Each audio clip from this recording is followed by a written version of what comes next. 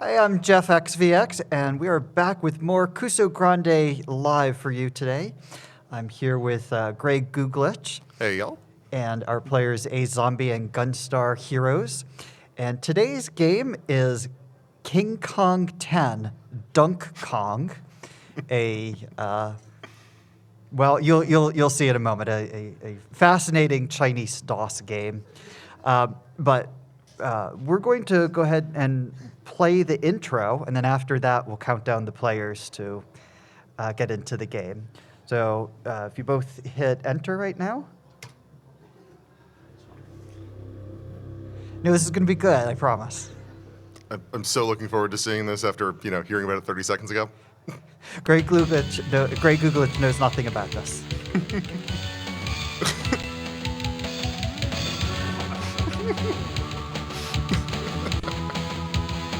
So you're Gorilla Dennis Rodman. Okay, and then I think the first one. Or you can enter on the first one. You don't want to hit enter the first one? Hit enter on this first option. I think that takes you to the intro. Yeah, there we go. So you're in a jungle, playing basketball.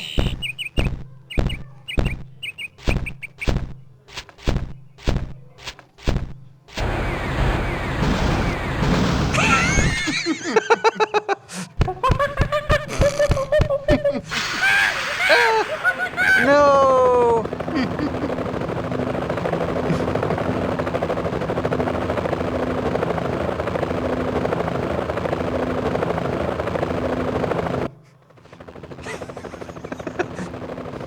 Just straight there.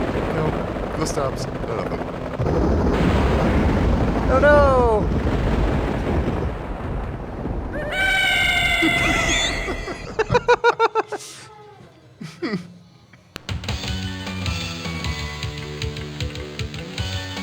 Okay, and now we are at level 1-1.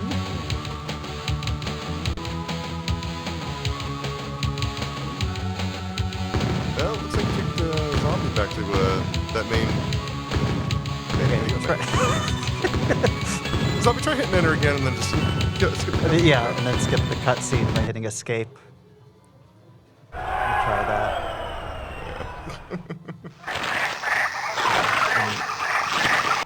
Does escape not skip the cutscene? What about enter again? Nope. Well... Oh, spacebar works. There we go. Excellent. There we go. Perfect. And for some reason they have different Cs. I don't know what that means. Sure. You know what? Sure. Let's go with it. Let's just roll with it. Okay. So let's give the players a countdown. All right. And then you'll hit enter. 3, 2, 1, go. Okay, so what are we looking at? Good question. So it is a basketball gorilla construction site platformer, a well-known genre. Those are words. And the controls are a little messed up. What the players are discovering is that there is one button that will make you dizzy and not able to play for a few seconds. So they found their dedicated hot dogging button as well. And they're going to have to figure out what these controls actually do. The Gunstar Heroes figured out how to jump. That's going to be important. So yeah, jumping's good. There are basically two different things that the buttons do, and then you use combinations of the buttons, and they will figure out what those are. Those golden keys that you collect unlock abilities. So a little bit later in the game, you'll see keyholes, and if they choose to use the keys to unlock the ability, they'll get things like invincibility. Oh, so these like permanent boosts or these temporary boosts, those sorts of things. Yeah. Okay, cool. Very cool. And then then hit Alt Enter to go back to full screen. Okay. Yeah, the the controls are sure something. We're having them play on keyboard to get the authentic experience of this game. Oh yeah, using a controller would just be too convenient. You have some idea of what buttons you should be pressing. Also, we're talking about what year was this game released again? 1996. Oh, 96. This is a little bit like you can kind of see with the 3D style graphics they were trying to go for. They were ripping off the whole Donkey Kong Country thing. Yes. Yeah, that was. I think that's what they were going for, and you know they have nice graphics. It looks pretty. Did you just dunk? Yeah. One of our players has now mastered dunking. Or is dunking important? Yeah, dunking is important. There are, I mean, it's a platformer. There's a little bit of puzzle elements to it. I mean, the main puzzle element is figuring out how to play the game. But there are different button combinations that affect your basketball playing abilities. So what you've noticed just now in Gunstar Heroes screen is using that button that causes you to spin and rush into enemies, kills the enemies, but it stuns you for a little bit. So that's a trade-off the players are going to have to figure out when they want to make. I imagine there's a bunch of enemies on screen that can be, pretty bad. Yeah, and when you're stunned, enemies can still spawn from the sides of the screens and come over and hit you. Oh. And you're unfortunately don't have any iframes when you're stunned. Iframes in my Kuso?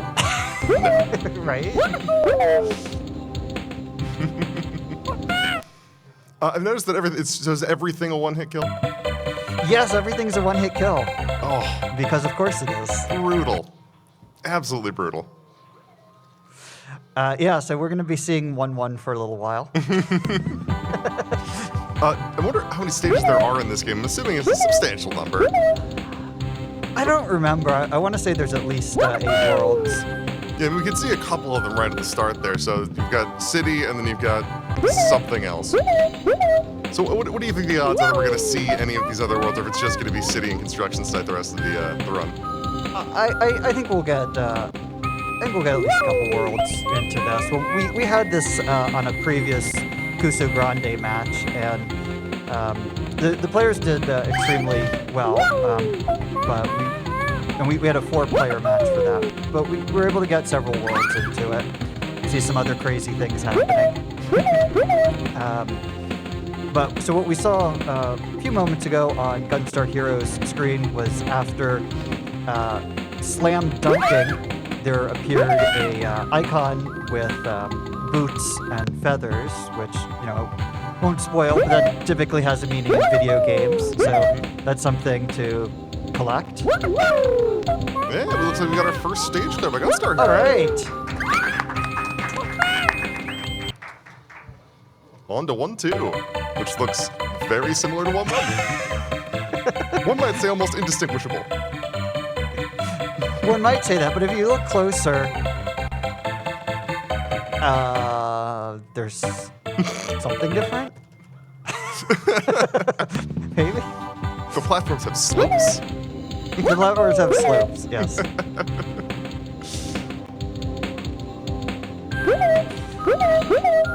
Oh, that's what you're talking So about. so the score in the top left is just helps you get extra lives. Doesn't do a whole lot else, but the keys are really important because that's how you will unlock certain abilities. That is the best screen clear I have ever seen in my life.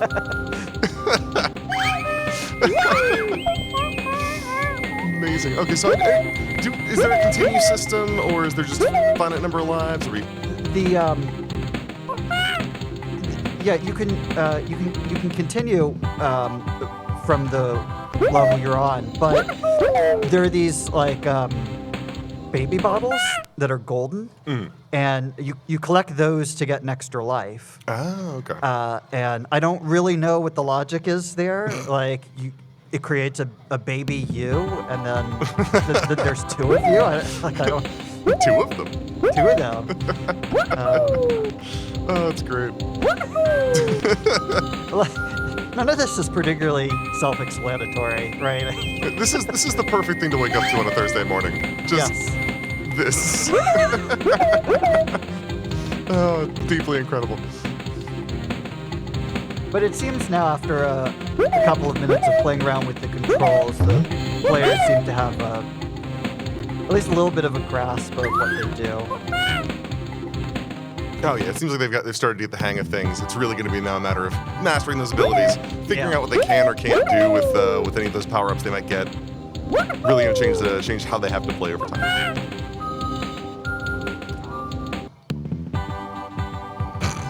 You know, at all construction points, they have those fixed point wrecking balls that just spin around in circles? I was wondering how those worked. Those seemed a little weird to me.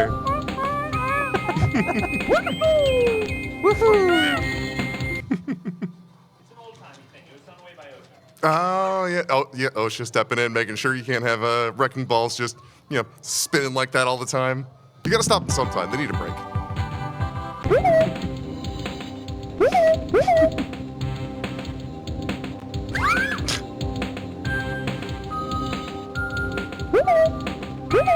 So I'm not really sure why this is called King Kong Town. The Dunk Kong makes sense, but Do I need to have played King Kong 1 through 9 to understand this? I Oh, okay. I don't There think it is. there is any understanding of this. It's just something to experience. But it seems so weird to me. You'd think normally like you collect keys to open a door, but no. You use them to unlock abilities. Dueling screen clears. Just magic. Absolute magic. You'd imagine if they were going to use keys, they were going to use them to open doors or bypass barriers or something, but instead we've just got this, ape just running around, slam dunking and opening power-ups. Yep. Incredible. You can tell that the developers must have had a lot of fun making this. It just like oozes charm and silliness and. I was gonna say, that intro reminded me of, have you ever gone like bowling and had those like the TV screens that have those animatics between frames?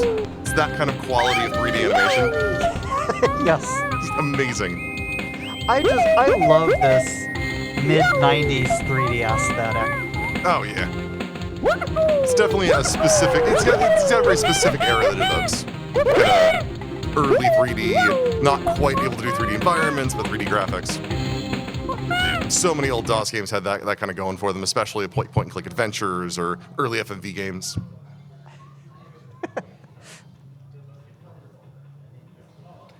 Oh, Do you think they rotoscoped an actual ape for this? Yeah, I mean, it looks totally realistic. I'm sure they did. Absolutely. This is the realism we're looking for in video games, people. They might have even rotoscoped an actual Dennis Rodman. They're hard to find in the wild. They really are.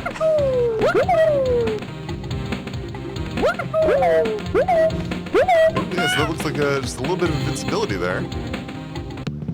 Yeah, so that's one of the power-ups, and places in the game where that might become necessary to continue.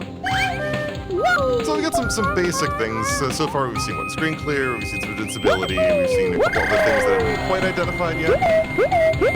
No, hopefully we'll see more of those as time goes on. Yeah, I mean, there is a little bit of a puzzle aspect to it, figuring out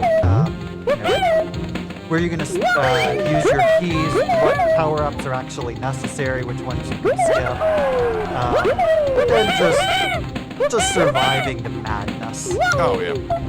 Figuring out what you're looking at, and that's a good example of the spin causing problems for someone missing an enemy. Yeah.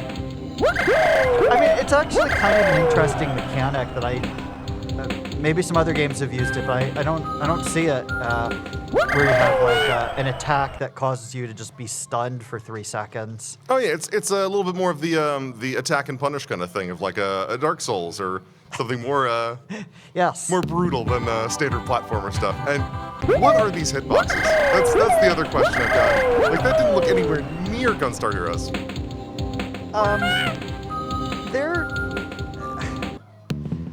I'd say they're not atypical for DOS platformers that have bad detection.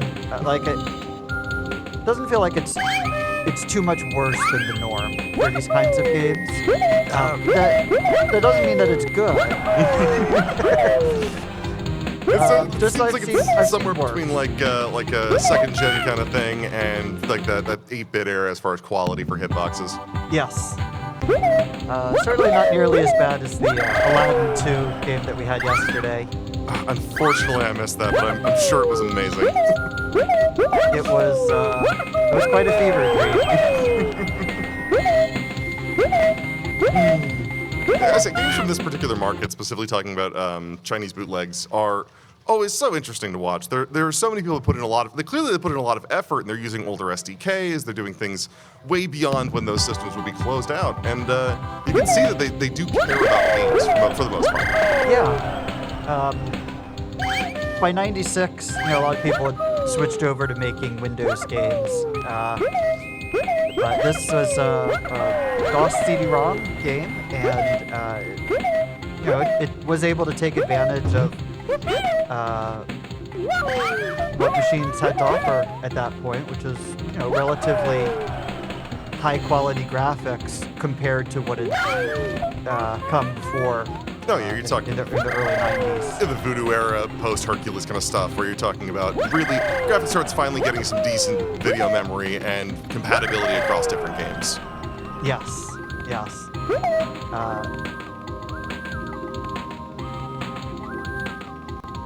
Still remember installing the Voodoo 3 on my old PC when I was a kid.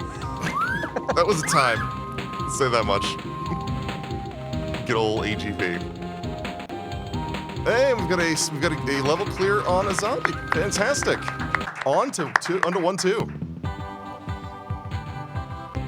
So the way that we're scoring this match is by level, and then if two people reach the same level, we're gonna probably end up needing to do it who got there first, because it's a little bit too difficult to measure progress within a level. Yeah, the stages seem pretty non-linear at times.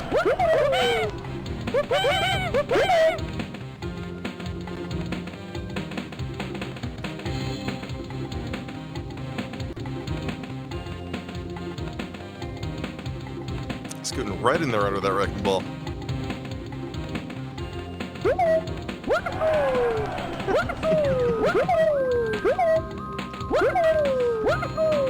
So many of them.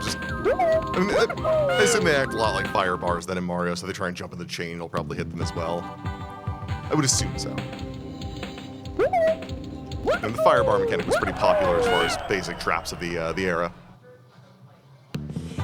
Yeah, I mean, adding that timing element into the precision platforming certainly made things a lot more challenging. Why is that dog just hovering? Special flying dog. We're just not gonna question it. It's fine. Nothing to see here. Oh, that would do it. Yep. So being held up by the time freeze. Sorry, what was the time there? 15. Got it. Excellent. So we have 15 minutes left in the match. No, 15 minutes. No, sorry. We're 15 minutes into Sorry. to this masterpiece. And So it felt pretty quick. yeah, I don't know if our players feel that way, but I feel that just time's been flying by. Oh, absolutely. I'm not really sure why there are dogs running around the construction site, much less golden dogs. And why they're so mad at our protagonist? I mean, I don't know why anybody's mad at our protagonist. I mean, he was just kidnapped and brought here. Yeah, it was not like he chose to be there. He was forced to be there. It's not fair. Why he was kidnapped and brought here, I have no idea. I guess it's for his basketball playing abilities, but then they're just like, okay, well, we crashed in a construction site. Go ahead and do your thing. I appreciate the fact that he had the jersey and all of that before being pulled out of the jungle. Like, he made it himself. Oh, yeah. It was like fan jersey.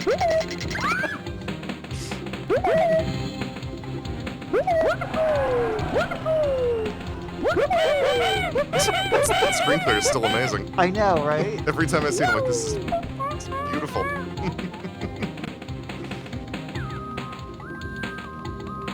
It's a good thing they built all of these basketball hoops at a construction site, because, I mean, otherwise you get really bored constructing all day. Exactly. It's not like they want to do their jobs all day. They need that recreation. Everyone deserves to have recreation when they're on the job site.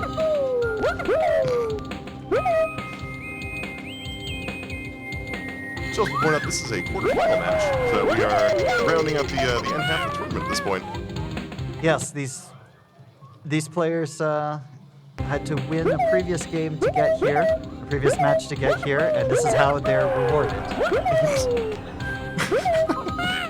In the loosest sense of the term.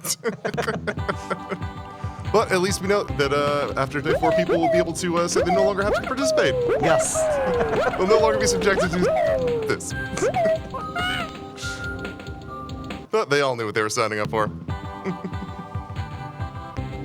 At least I assume they did.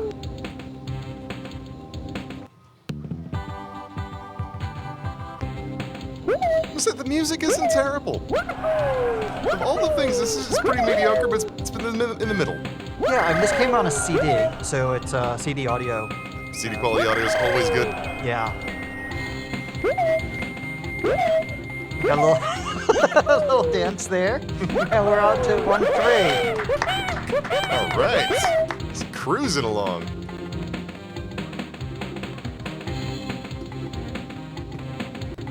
Yeah, these dogs are really just out for blood right now, very clearly. Yeah, right? So wait, are the construction workers are robots? How did I not notice that before? Well, even robots need to play basketball on their off time. Oh, of course. No one should be denied having recreation, especially not the robots.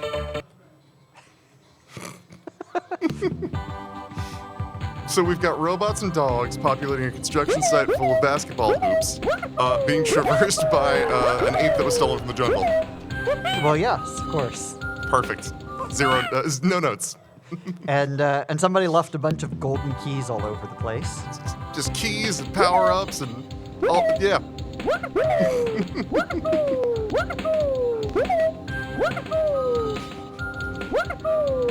So notice that, like, when they do destroy some of those basketball hoops, that there are sometimes power-ups just behind them normally. Yes. So one would assume that the keys are probably important for specific things, then maybe at specific times.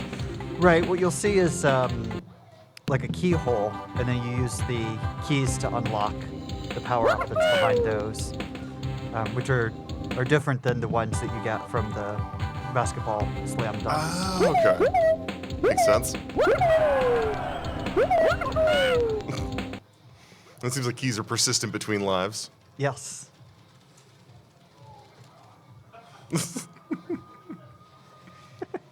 Beautiful game over screen.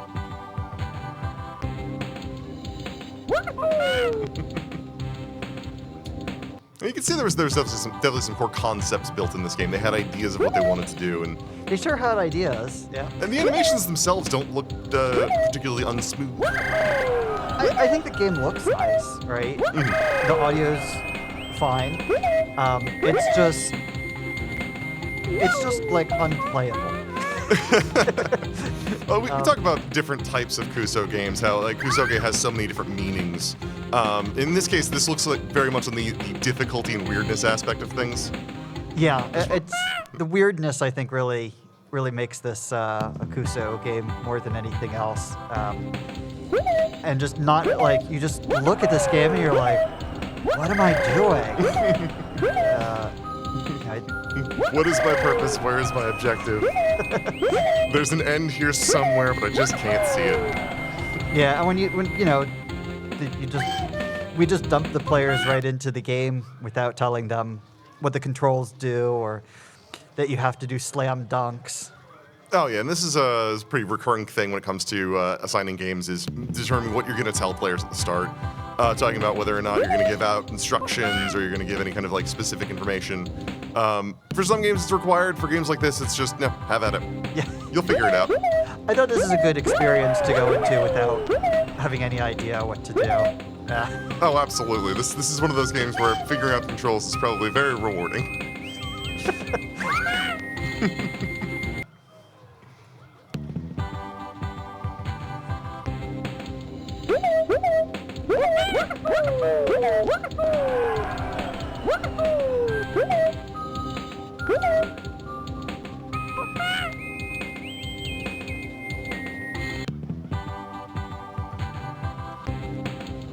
Just trying to figure out the baby bottle thing. It's just sticking in my mind. I won't let go of it.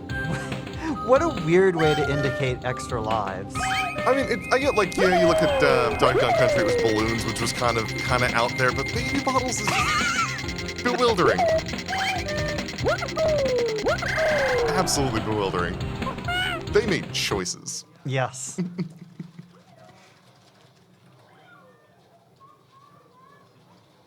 Also, I find it kind of interesting the fact that the UI elements for like your totals and stuff, they just kind of scoot off the screen.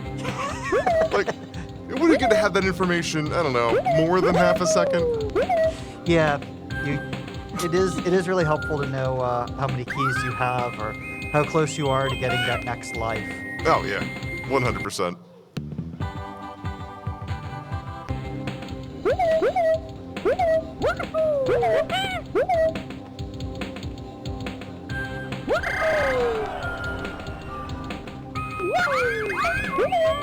So looking forward to seeing what the rest of this has. This has got to be. I can only imagine what it's going to be like for later stages. Yeah, you go through a bunch of platforming, and then there will be a boss, but I won't spoil that. Oh yeah. That is what I'm most looking forward to right now.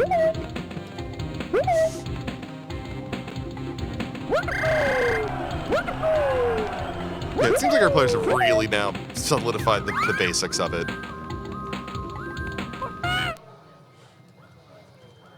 Yeah, they seem to have figured out how the controls work and some of the basic strategy about walking right into that dog. Oh, that is brutal. Do you ever just walk into the back of a dog and die? Only every other day. I try not to do it too many times in a day. It becomes a bit of a habit.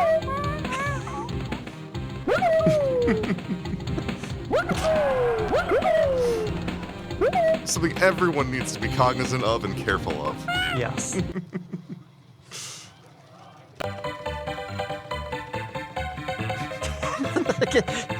The game over music is just so silly.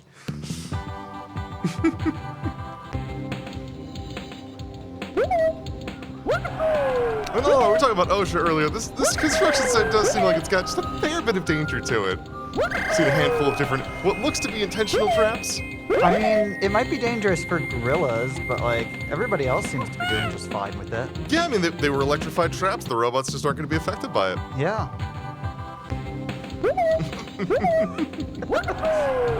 Electrified barbed wire danger Johns. Whoever made these robots, though, really should have made them basketball proof. Oh, That absolutely. seems like a basic thing that engineers should test for. Oh, absolutely. You want to make sure that whatever you build can withstand being hit by a basketball. Although it does look like the basketball's on fire, so that might be part of it too.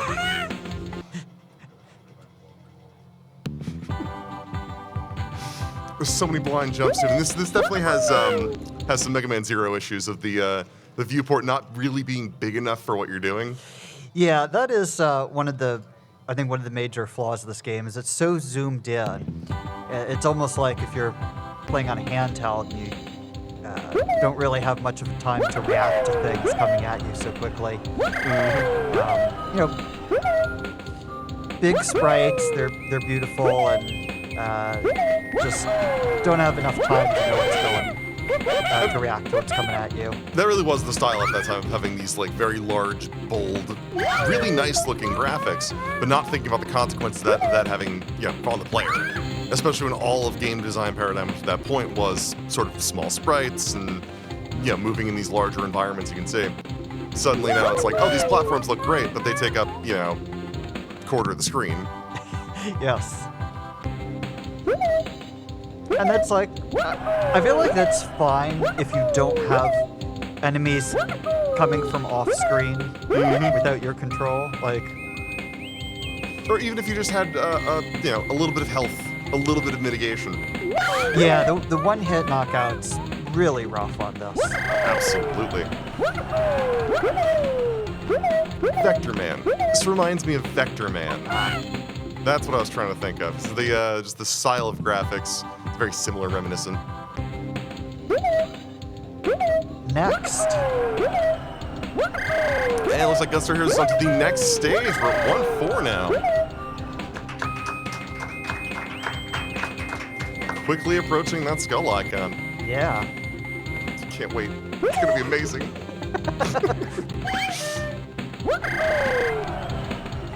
These levels are kind of samey, but when you get into the different worlds, they're a lot different. Oh, absolutely. It looks like you're gonna get a lot more variety as things go on, but it's a little, at the start, it's a little, yeah. Limited tile sets and all that. Yeah.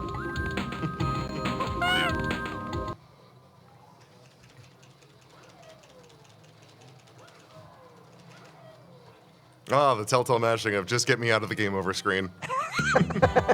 Yes. Who doesn't love it?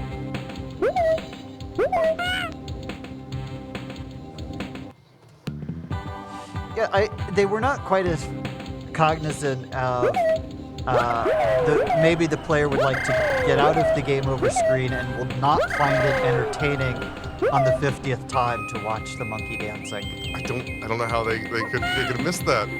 Because, I mean, let me face it though. I mean, I would love to watch the monkey just do that dance for hours on end, just sort of in the background. It's like having a time. I would too, but not if I was racing the game. Yeah, that might make it a little more sour.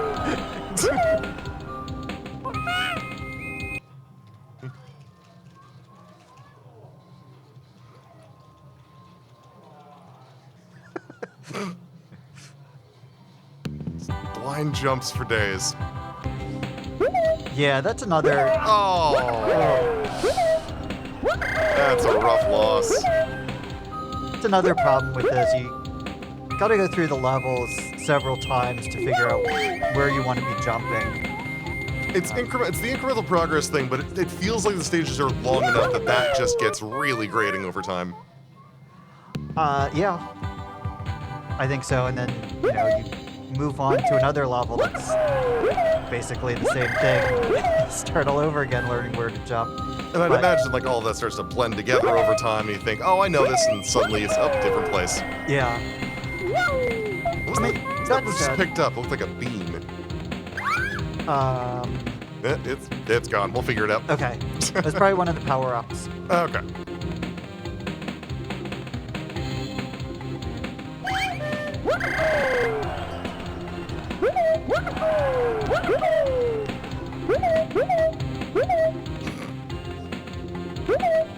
Key sound effect is also amazing.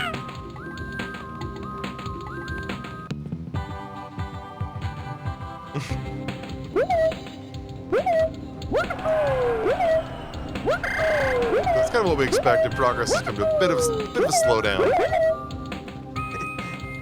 Yeah, things will pick back up again when they get onto the next world, I think. But that's the thing I was talking about. That yellow bean jar looking thing. Yeah, I don't know. There was a thing that the baby bot, something that looks different than the baby bot. Yeah, it's another.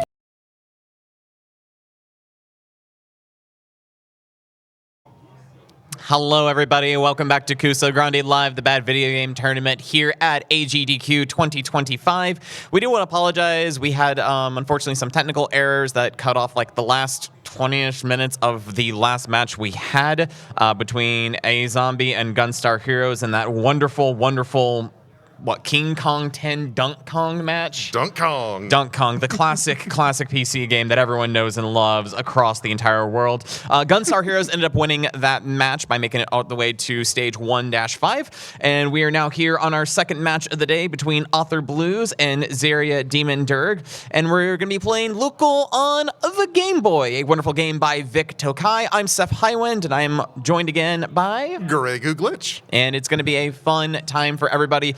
There was a lack of like puzzle games in a sense, for this Kusogrande Live. So I felt like it was almost needed to kind of bring the puzzle element back to it. Oh yeah, puzzle games are always such a fun thing to watch at a Kuso match. Exactly. So we will be judging this based off of progress. I've already given the competitors a bit of lowdown of what to expect control-wise, as well as their ability to save if they want to.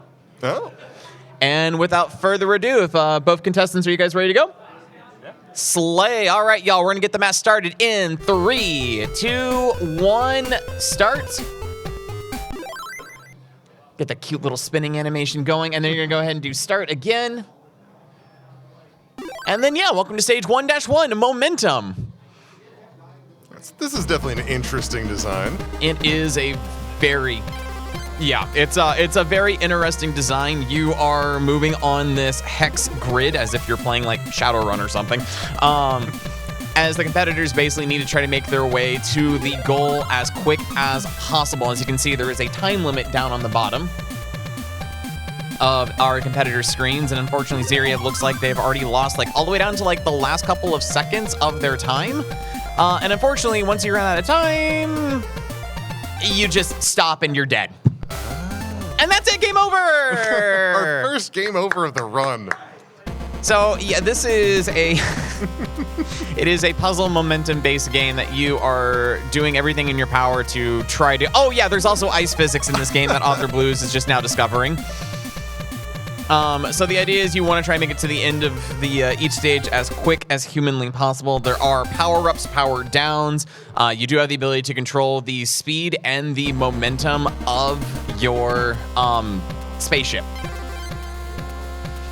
Spaceship, you say? It is a spaceship. This is in fact a spaceship. It is a very sophisticated spaceship. Let me, wait, that's the wrong, I've got like multiple game informations up for like future matches and stuff. Let me quickly tell you the plot of this game.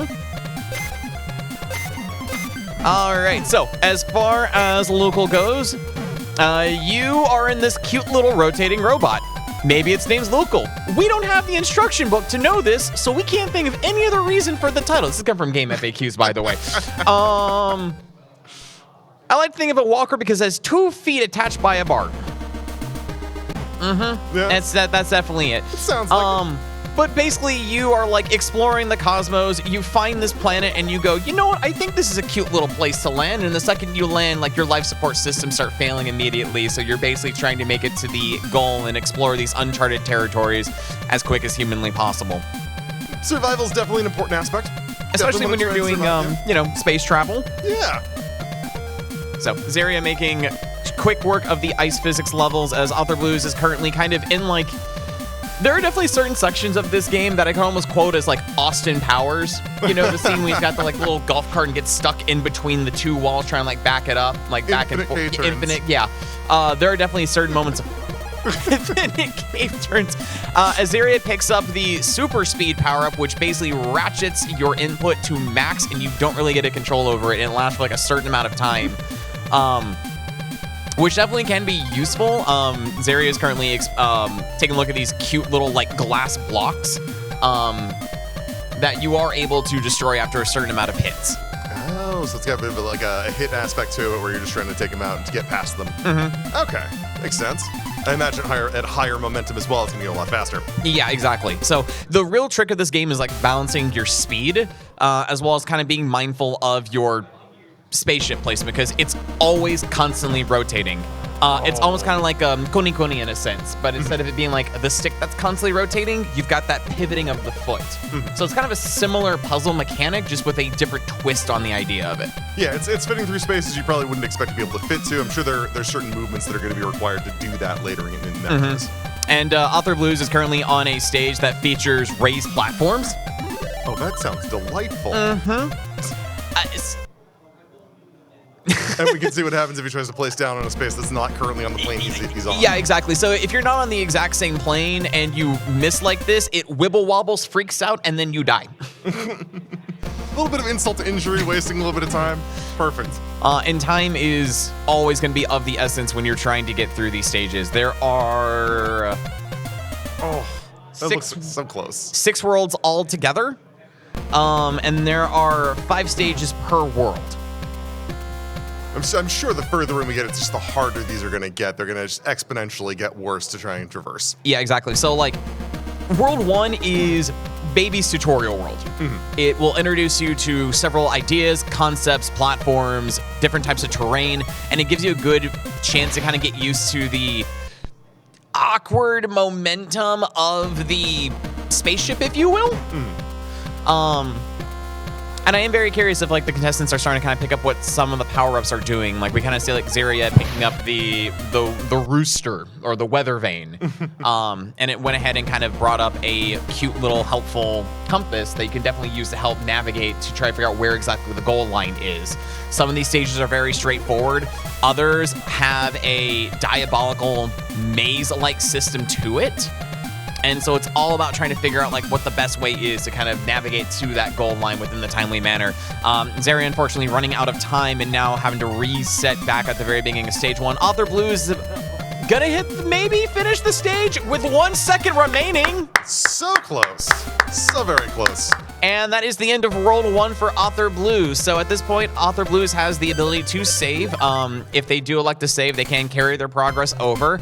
Here are 2 weird aliens that have kind of kidnapped your ship, and you're kind of sitting there in the cockpit taking, touristy pictures.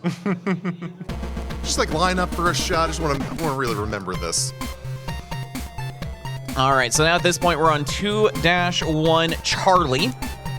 2-1 Charlie. Charlie. Okay, Charlie. Charlie. I'm pretty sure the planet might be named Charlie, or it could just be you know what? This course looks like a Charlie to me. We're gonna call it Charlie. So really, World 2 is where you're gonna take everything that you've learned from World 1 and really start to apply it. This is kind of where the difficulty starts ramping up. I know when I played this game for a friendly GM match during Kuso 7, I think myself and it was Blasphemous Roar was my opponent. I think we both ended up making it to like World 3 within the hour time limit to give kind of an indication of like what we could potentially expect from our players within like 50 minutes instead of the traditional hour that we get for a Kusogrande match. Yeah, it looks like the scaling is just going to absolutely take off. I mean, you are looking at what we're seeing now on offside. That's definitely a large step up in the tutorial world. Yeah, exactly. And like Author Blues is kind of like discovering like there are elevator platforms. And that's, yeah. So having to combine elevators with having to keep in mind of, okay, cool, I am currently at this elevation. What is the next elevation of the next hexagon I need to put myself at? So you really kind of have to like try to like figure that out as you go on through. It seems like there's a finite balancing act as well between the whole, having momentum for movement speed, but also not having so much that it's completely unwieldy. Exactly. And, there definitely comes a point in time where you can start feeling more comfortable at the higher speeds as you, like, kind of figure out the timing of, like, your A button presses to not go to parallel dimensions, of course, but to instead, to travel and find your way to, like, the goal as quick as you can. Unfortunately, Zaria hitting a lovely Minesweeper bomb that's in the middle of the course that just will instantly wreck you and force you to restart the stage from the very beginning.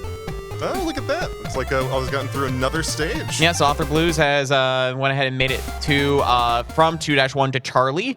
Now going into 2, I misread that. Cadastra? Cadastra. Got it. Not different word. No, you move off. Good. It is just you. Okay, perfect. It's the morning after the awful block, which means a lot of us in like the Kuso community got no sleep from like the night before, from a lot of the amazing games that were played during the awful block this year. If you did not get a chance to catch it live, I definitely recommend catch those VODs. There were so many good gems, from the awful block this year. Oh yeah, that absolute just wall-to-wall stacked for that. Incredible. I do like the technique that Zaria is trying to perform. There are definitely some areas that you could potentially get yourself into like an Austin Powers situation, but you can like time it correctly based on how close you can get your disc to the edge of the hexagon to actually thread the needle and continue the pace and like make yourself a good little shortcut.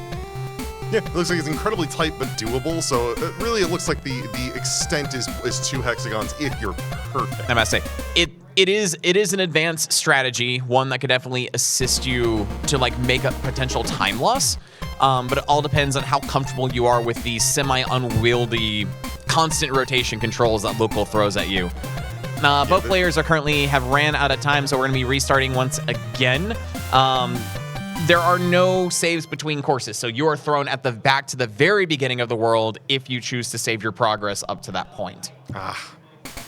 That is rough. So rough. So, as it stands right now, Author of Blues is currently in the lead, having seen up to 2-2. Yep, that stage.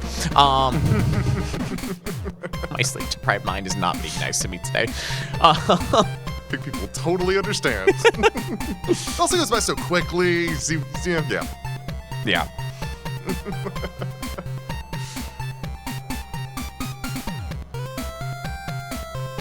It seems like there's a lot of skill just sort of getting that rhythm of like, I can hit now. Yeah. That kind of rhythm going that you can move just smoothly and fluidly.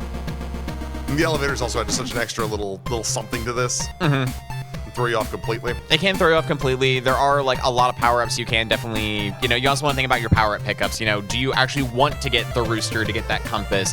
There are multiple clocks scattered on the map that does add to your time. So do you want to take the time to grab those clocks?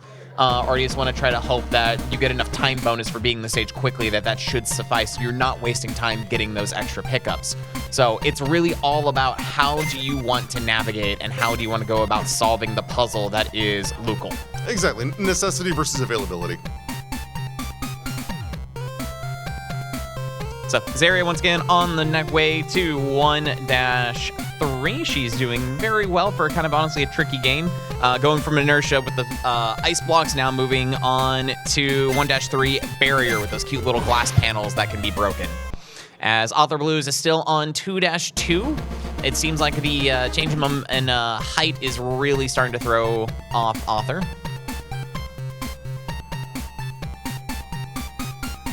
So do players have full control over their momentum bar from top to bottom, or is there something they need to kind of get to those higher echelons of both of those? So, I mean, in terms of your momentum bar, like up and down on the D-pad can actually change the speed that you are rotating yourself. You can hit the B button to change your rotation, and A is what basically helps plant you down. So it's honestly really up to the player at what rotation speed they want to be at, as well as they feel like maybe this would be a good time to flip the direction of movement of the spaceship as they go back and forth. So this is definitely one of those puzzle games that is easy to pick up but difficult to master. And it's the overall stage design, the time limits, the really stupid time limits, that once again kind of like takes this from what could be a fun puzzle platformer to a very frustrating one to 0 to 50. And it's a gorgeous looking Game Boy game, like from the music to the opening cutscene. Like we saw the cute little like image of the two aliens holding the spaceship together. It's got a lot of charm and charisma to it. It's just a very questionable game at times when you kind of throw everything together. And the mechanics seem like they can really set you up for a really frustrating time. As was kind of common for Game Boy games of that time as well. Yeah, because this game was released in 95, kind of like towards like the tail end of like the original Game Boy's lifespan before like the Game Boy Color came out and everyone started shifting towards the same concept of Game Boy games, but this was during the time that Game Boy games started to get more polished, if you will, instead of being the gimmick of, oh, look, you got a portable game system in your pocket. We can throw anything we want on here. And this is during the time that a lot more polish was starting to be taken by especially like third parties and wasn't just Nintendo doing a lot of the heavy lifting. Yeah, I was going to say something, but completely gone. Not important. But no, yeah, it was the early days of the Game Boy had a lot more rough edges, and this sort of just shows that it can be polished into a really finite system. All right, Zaria going for the all-important time bonus, which is going to be definitely utilized. Trying to see if they can avoid the the 10-ton weight, which if the S basically increases your, like, forces you to go at the max speed, 10-ton weight sends you all the way down to no speed whatsoever, and it turns it into an absolute slug just to get past it. So Zaria is now moving on to 1-5 Islands, while Author Blues is now moving on to 2-3 Slippin'. Slippin'. Refreshing name. It is a very refreshing game, but if memory serves me correctly, we're about to get ice physics again. Oh, fun. Ice physics is just the thing everyone loves in all games, right? Yeah, especially when you get the... And there he goes. Especially when the game like almost forces you to pick up a speed power-up, and then you're forced onto the ice, and then, yeah, there's those cute little like Minesweeper bombs that just instantly run on the course in your path. So, it's... I love the stage design of this game sometimes. It can be really clever, and then it can just be really cruel and unusual as you go on through. So of the games you would consider Kusage, what is the type that you would give this one? Of the being weird, being hard, being just terrible designs? I would almost kind of put this in like the hard / like questionably bad category.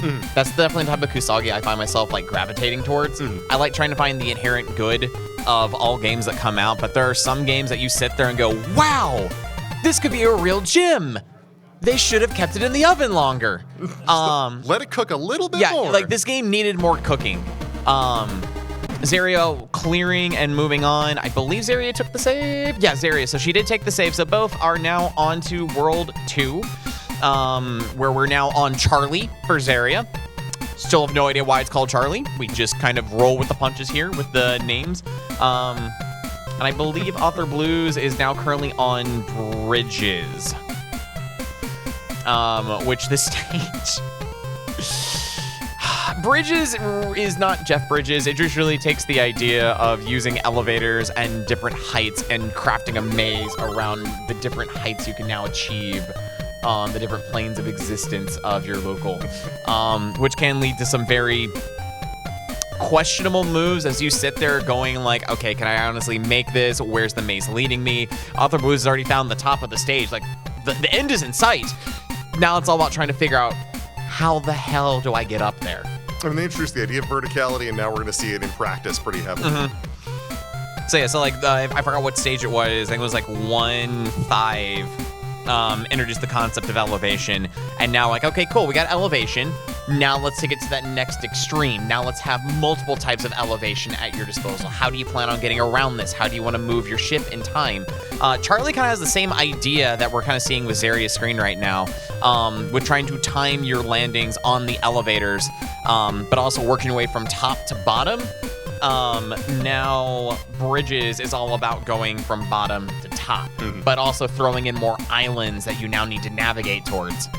And I'm assuming that we're going to eventually run into things where it's taking us up and down and moving around finding different things. Yeah, it's going to be interesting to see where this goes.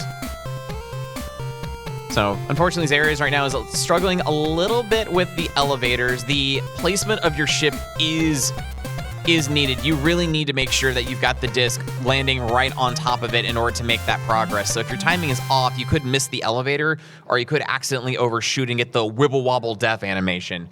Author Blues is currently just game over, so they'll be starting all the way back at the beginning of World 2. We're going to see Charlie again. Yeah, so we get Charlie for both players! Hi, Charlie. Hi, Charlie.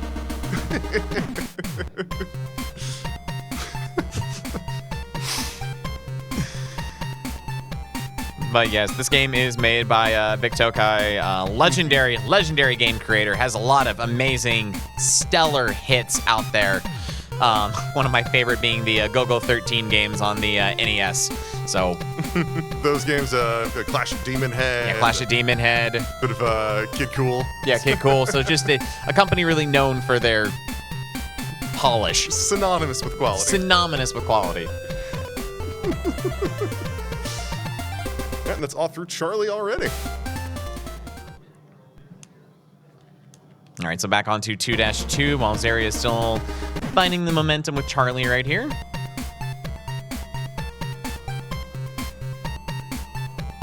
For a bit of exploring, always a good thing to do. I mean, honestly, especially like with this game, like if it's your first time like in a map, it is a good idea to try to figure out where the goal is first, but then it's also a good idea to spend some extra time like trying to see everything the map has to offer, seeing if there's any like item pickups, like getting the 3.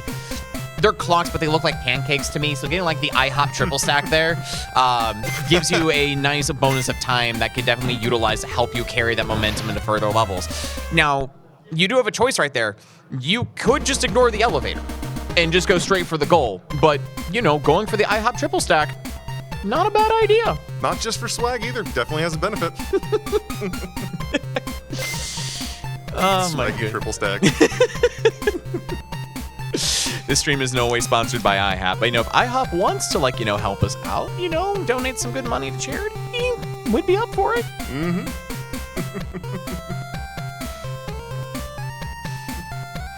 All right, so Zaria, she is at the goal of Charlie. Both are now on 2-2. I'll do Cat Astra. I'm just gonna let you say it from here on out. Cat Astra. just gonna drill that into my brain. Cat Astra. Cat Astra.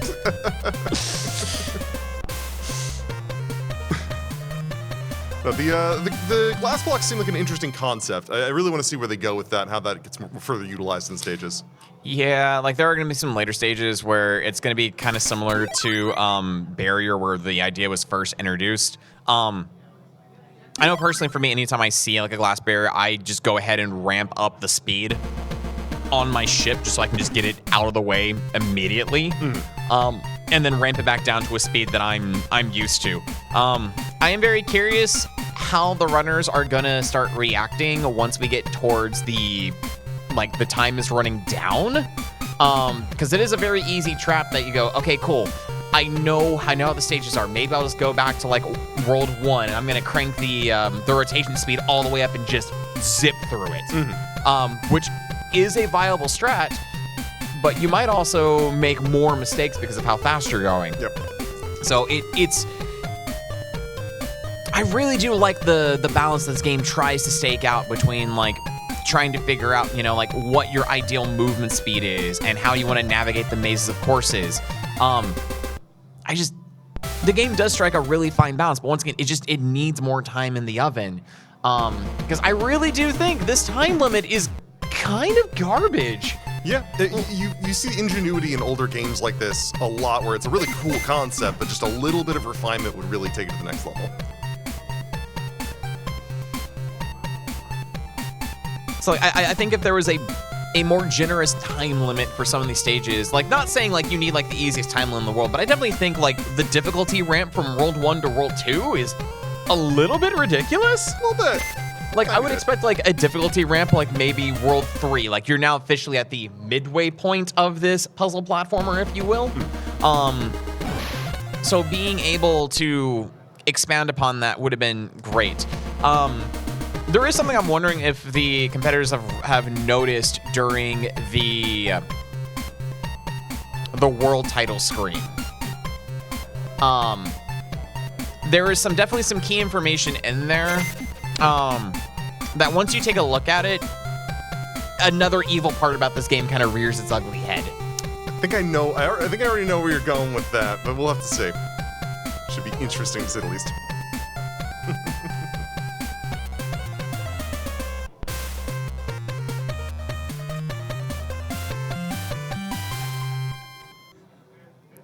So we see Zaria just immediately just kind of yeeting herself over to the finish line over there. Unfortunately, just overshooting it just by a hair of a second, and unfortunately getting the precious restart time, but still clears the stage anyway, and moves on to 2-2. Cat Astra.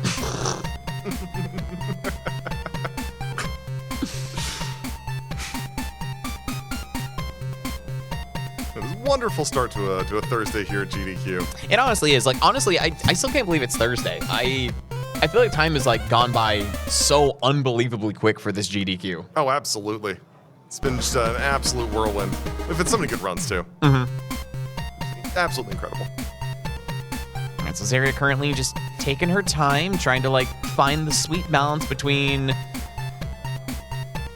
rotating as well as making sure they're not over rotating to hit the bombs. And that's that for Cat Astra. Yeah, very straightforward, very quick.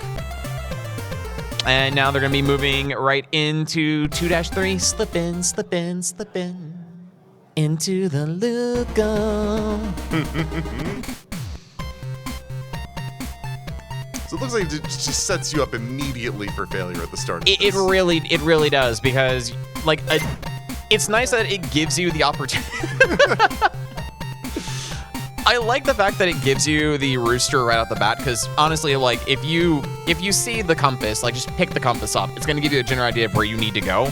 But then immediately sets you with a failure with the instant speed up to max speed. And this is something that, like, I don't know if anyone else picked up on, but if you do die during a stage, all of the items you picked up on your life prior are gone. So you can't re-pick up any of those items. You have to get a full game over in order for that stuff to reset. So any of those time bonuses you picked up beforehand, just, you can forget about it for the current run. That's insidious. Once again, those little bits of like further refinement. Just a little bit more time in the oven. But slipping is now cleared, so we're now moving on to 2-4 bridges. Oh, bridges.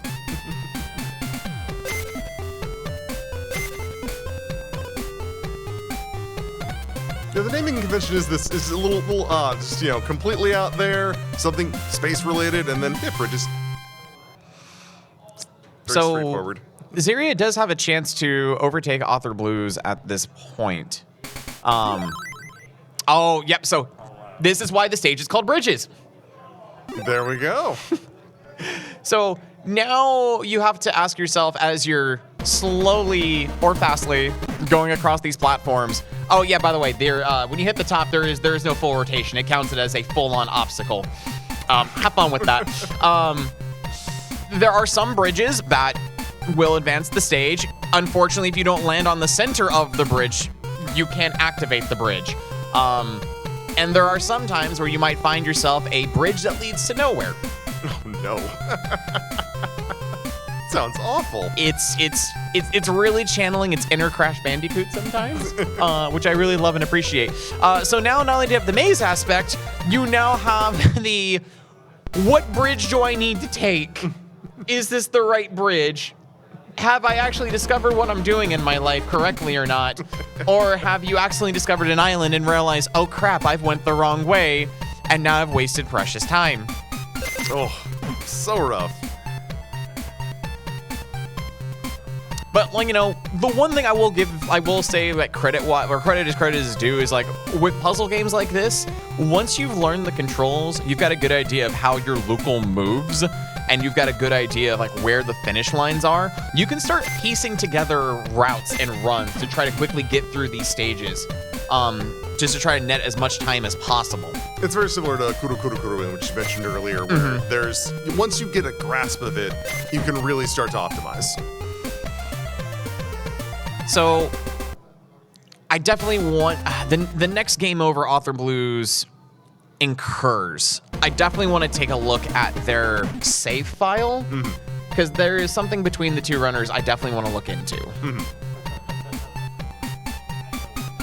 Yeah, it's another one of those things that is insidious about this game. It is super rough. Seems unnecessarily so. Which is why I put the caveat of, if you want to restart, there's no shame in restarting. Yeah. But I believe both competitors have acknowledged they know exactly what we're talking about. Yeah. So the next time we get a game over, just take a look at the number that is located next to the save file. And then if that doesn't do it, read the description of Charlie or whatever world we might jump into if our competitors can manage to beat and make their way to the end of stage 2, which is labeled 2-5 hole. Hole. Just hole. Just hole. Just hole. I mean, honestly, I really enjoy a lot of the names of these stages. I know Charlie's currently my favorite, but we do have later on 3-2 Mans. Mans? 4-4 Suzuka. Suzuka. Perfect. 5-3 Asterix. just asterisks. I also like 5-1 Exil? Wait. Exio? Exio? Exio. Yeah, Exio. Yeah, Exio. Perfect. Makes perfect sense. I know exactly what that stage is going to be Yeah. based on that name. So I love the stage names for these. It's perfect. It's just fantastic. It's You literally have no idea what you're going to get unless you're looking at an FAQ or whatnot. So, oh, that's rough. Oh. Oh. Yeah. Oh. Oh.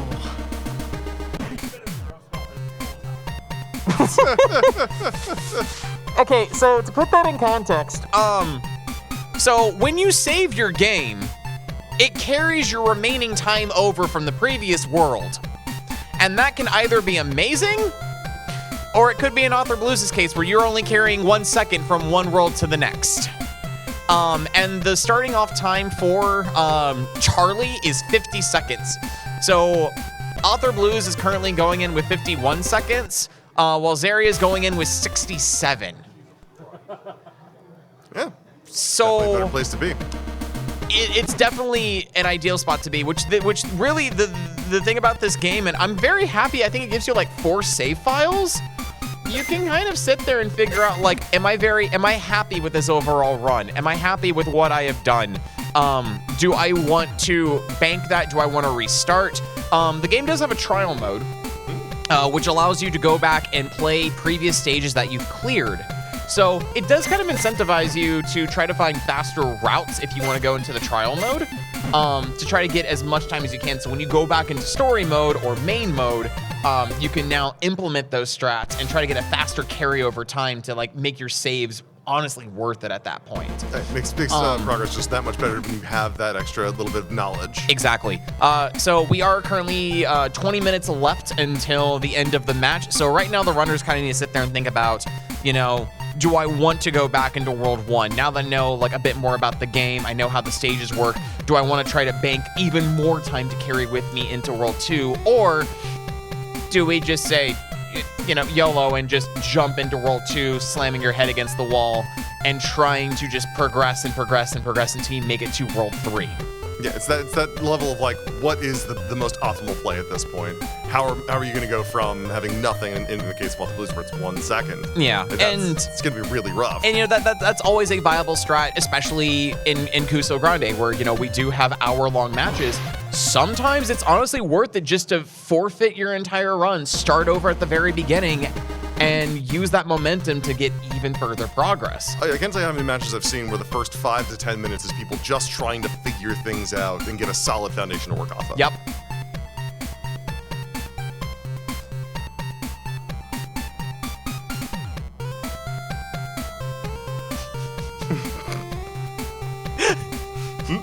Didn't see nothing. There's no question anything. Oh, man. So, Author Blues is now back to 2-4 Bridges. Zaria is now on 2-3 Slip-In. So, both competitors have made it to Bridges. In terms of progress,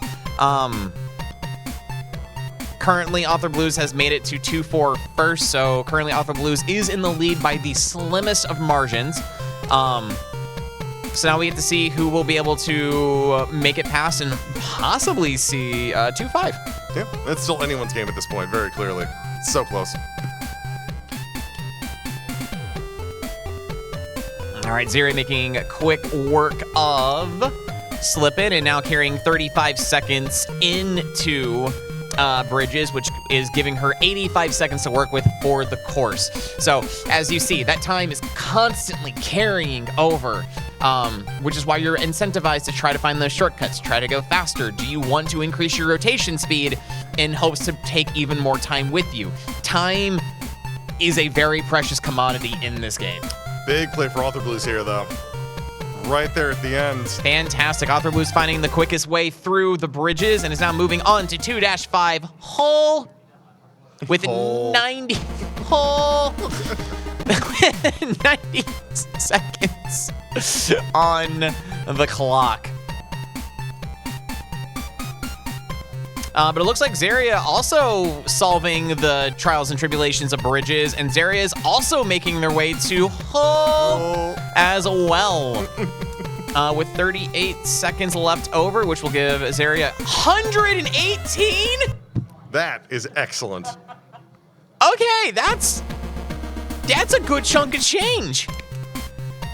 So Zaria is definitely going into Hull. Can we get a hole from the audience? Right, can we get a hole from the audience, please? There we go. There it is. This is also why I enjoy doing Kusogrande matches. It's just stupid things just pop into your head and you just roll with the punches and you enjoy every second of it. Oh, absolutely. Having a live audience is just great for that. Oh, it honestly is. It really is. I love it. I love every second of it. Unfortunately, Zaria did set up the bomb. And is now having to restart the stage. However, she found one of the pancake stacks and is now back up to 100. So it's almost like that last run never happened. Yeah. The good news is, because that run happened, that bomb that gave her issues is now gone. Yeah, so there's definitely a major benefit to going through and finding those pancake stacks if you can. Making sure that you can take out certain things along the way. It makes these deaths a lot less punishing and gives you an advantage. Unfortunately, Author Blues is running out of time here. I do wonder if, Zaria is definitely going for the rooster. So now we got the nice compass to help point you to the, it's a hole. Let's be real here. The goal is going to be at the center of the hole. Hole.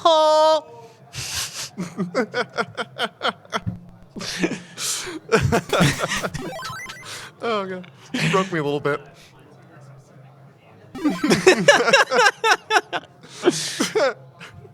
So Zaria is now like trying to go past all the mines, taking a really good time to like stop and like think about it. That is kind of a tricky situation you can find yourself in, is you know you're about to land on the elevator, you're about to slap that A button and like make the placement, but then the elevator starts dropping. And then you'll instantly die and have to restart from, not from the beginning of the stage, but you're gonna lose precious time and start at the top of the elevator. But Zaria is definitely feeling good with the movement speed. I've noticed that she's already like cranked up the rotation. Sometimes, I mean, that's Sometimes, a tight like spot it is too. it is a tight spot. So it is on straightaways, yeah, crank that up. But on like the smaller portions like this, might not be the best ideas, because unfortunately she is now losing that precious time. I know what she's going for, because I think I spotted it as well. We're looking for another stack of pancakes? Unfortunately, the pancake stack was on the higher plane than the current one. Deeply unfortunate. Unfortunate enough, and Zaria is unfortunately going to take a game over and restart at the beginning of World 2 again. But now both competitors know the secret to bridges, and now they both should be able to easily make their way to hole. Once again, though, Zaria is kind of going in with a bit of advantage with that 17 seconds time bonus that she gets from her carryover from World 1, while Author Blue is working with that 1 second bonus. Yeah. And now we know as far as the rest of the stages as well, there are places that the time can be got. Yeah. It should be optimized as best as possible. Oh, that was rough for Author Blue. It's kind of like stuck in between a rock and a hard place with that bomb. Yeah, it's just too close. There was no way that he was going to get some momentum. It was going to push him away from it at that point. It was just kind of a foregone conclusion, unfortunately. Which, you know, that is kind of the the issue with ice physics in a constantly rotating type game, because the second you like plant your foot down, you're automatically shifting your momentum and sliding in the opposite direction. It looks like a power up I haven't seen before. Oh, now I see what that is. Impressive. Negating one of their own mechanics.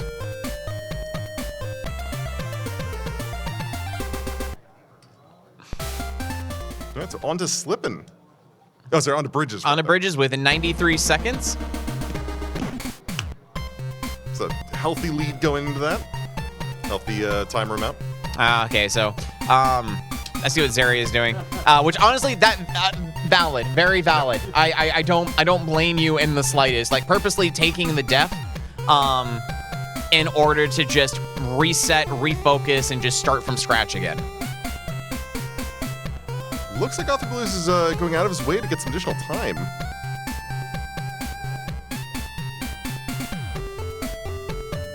Or I'm completely incorrect. One of the two. I'm going to say it's probably the latter. I'll say there is a very, very specific path you need to take for bridges in order to complete the stage, which Author Blues has definitely memorized at this point, which is definitely good. It's going to definitely help out, easily make their way from bridges onto everyone's favorite stage. As soon as we get the stage, everyone in the audience can help me together. Everyone, it's our favorite stage. Oh!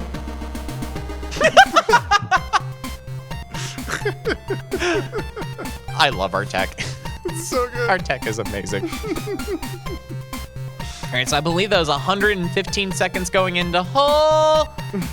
So Author Blues now has a very significant time advantage moving into 2-5. So this is definitely the time for Author Blues to increase their lead. Wow, try that again. Their lead into this game. Oh, tragic. Mistimed. Even just 1 pixel off, that's enough to cause that.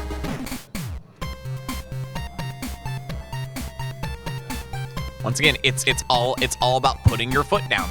And if you want to, it's just, especially when you're working with a pseudo 3D game on a 2D plane, sometimes can be really difficult to kind of like figure out if you're actually leveled or not. Zeri unfortunately hitting a bomb. We've seen a rough isometric games can be in so many different platforms. You know, the nice thing about this isometric game though is the fact that it's just it's a one-button game. Yeah. So you're not having to deal with the, okay, is right up, is left up, which is my up direction, which plagues like a lot of like isometric games with like a, with a D-pad. Am I doing the 45-degree thing? And nobody likes that. Nobody asked for that. Anytime you get like an isometric like game on with a D-pad, are you on the? Do you like to rotate your controller? Oh, yeah, 100%. You just turn the controller and it's like, okay, this feels a little bit better now. I can actually play the game. The whole Hubert thing. Oh my gosh. All right, Or so Zeri, or Snake Rattle and Roll, which we saw earlier this week. I do love that. I regret that I missed that run, so that's something I need to catch up on, because I unironically do enjoy Snake Rattle and Roll. It's one of those like early rare games that is just questionable, but there's a charm to it that I honestly really enjoy. I have a deep fondness for that game because I unfortunately owned it as a child. I played that game so much. So Author Blue's going for the pancake stack, getting it up to 57 seconds to try and navigate to the bottom of the hole.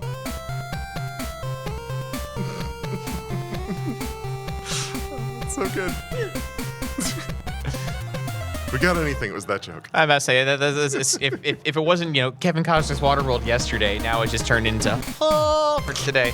At least I want us to insert 40 quarters here.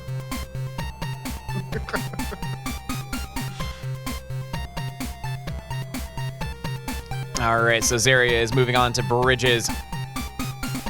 Hopefully Zaria has memorized the bridge layout. Also, Author Blue's getting kind of a pixel-perfect landing on that elevator. But unfortunately now kind of stuck in that like Austin Powers trap until the elevator gets back down to ground level. It looks like he's going to be in... And there we go. That's, yeah.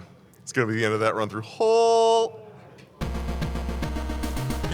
So Zaria currently has, after this life reset's going to be down to about roughly 43 seconds to try to clear bridges. Is having a hard time because once again with these bridges you have to like land on the arrow to activate that bridge. So if you miss it, you just have to like reposition yourself on like another hexagon and try to rotate again. But right now Zaria is definitely on the elevator, should be able to finish the stage with like 18 seconds carrying over to Hull. Which will be a grand total of 98 seconds. So there's definitely some wiggle room. Definitely with this case would recommend go for the pancake stacks. But also remembering that there is a bomb later on. So do you go for the pancake stack now? Do you, in case you hit the bomb, do you save the pancake stack for like later? Opting to go for the pancake stack this time. So now jumping it up to about 115 seconds to beat the stage. Yeah, definitely doable.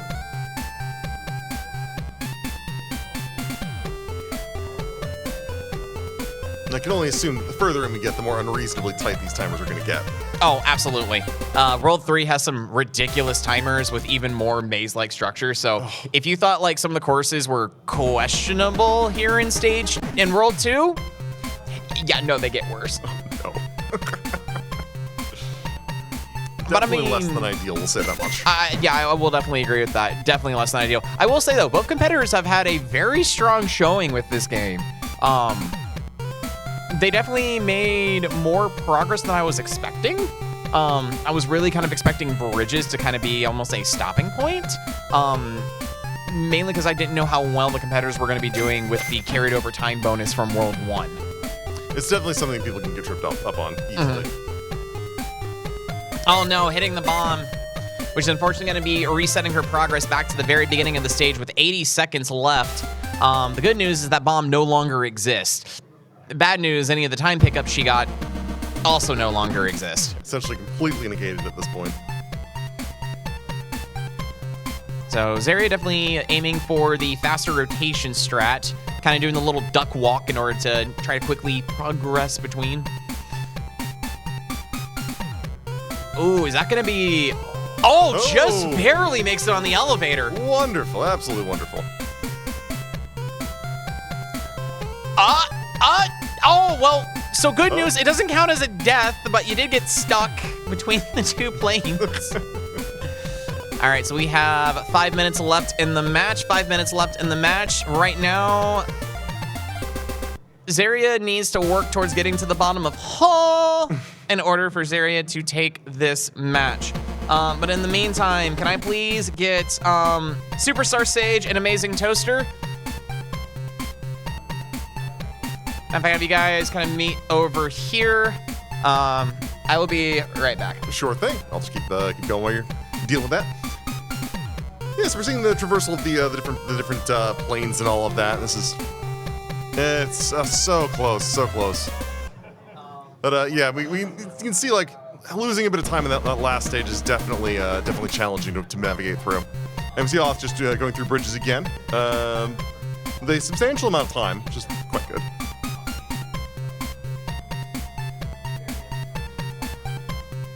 Yeah, the speed with which they're getting back to their previous locations is always fantastic. It seems like there's been a lot of optimization, understanding the stages, knowing exactly what movement you need to do when. It's all knowledge. Looks like Authors. Oh, I missed that elevator. That's definitely going to hurt a little bit.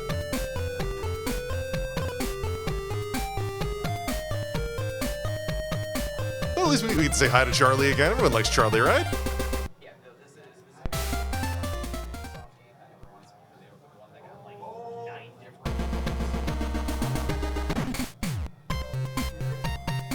All right, so off is onto Hole. Looks like he's going over towards one of those early clocks. Get short stack. He's with a substantial amount of time as well. 125, I believe, is the highest we've seen thus far going into Hole. Sorry, Hole. Oops.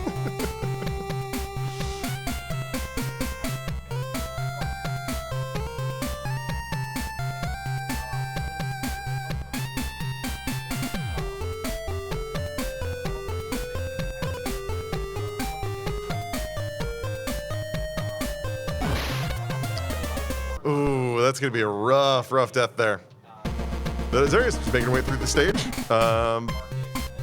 It's like...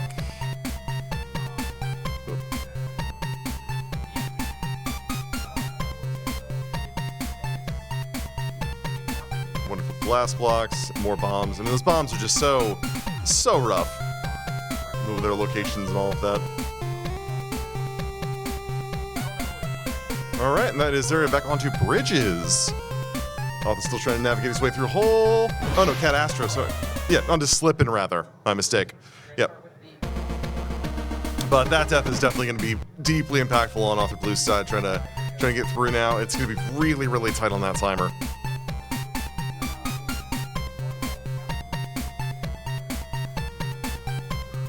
Yeah, the ice mechanics seem very interesting, but they also seem very frustrating.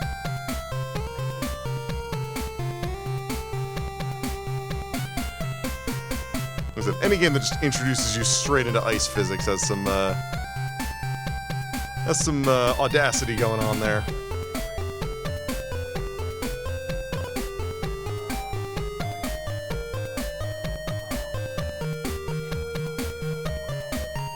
And there we go. Zarya is on to the next stage, onto bridges.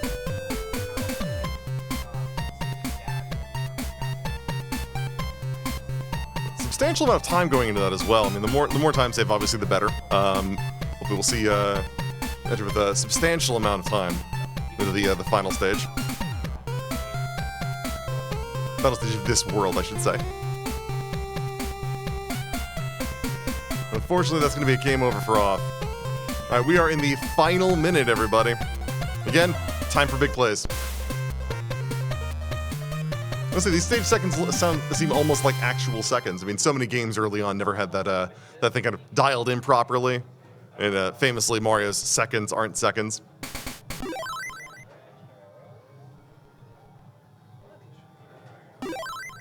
But at least we get to see our favorite stage one more time. Everybody in the audience just together now. Hole! 138 seconds is impressive. That is absolutely the highest we've seen thus far.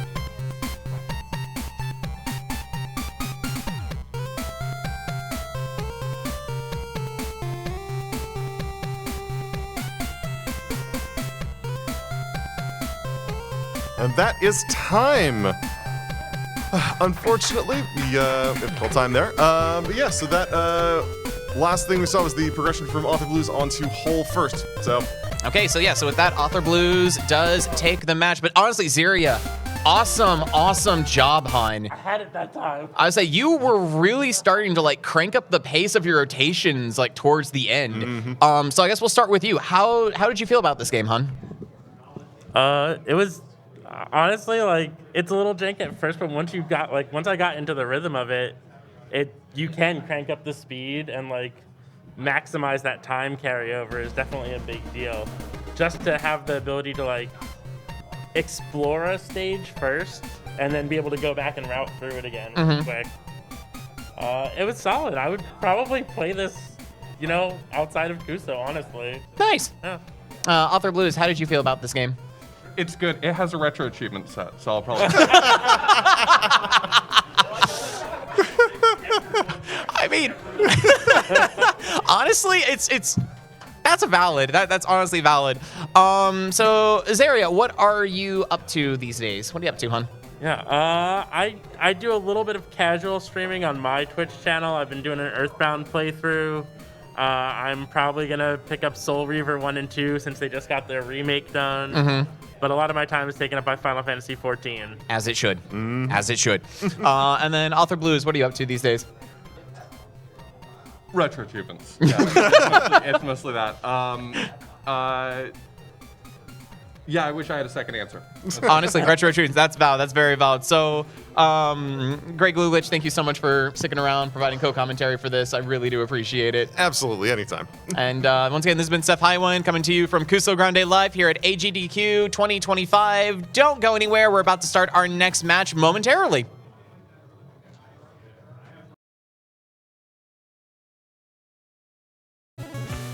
Hello again, everybody. This is Seth Highwind coming to you with Kusogrande Live here at AGDQ 2025. We have our third quarterfinal match against Amazing Toaster and Superstar Sage. And the game today they will be playing is Indiana Jones and the Last Crusade on the NES.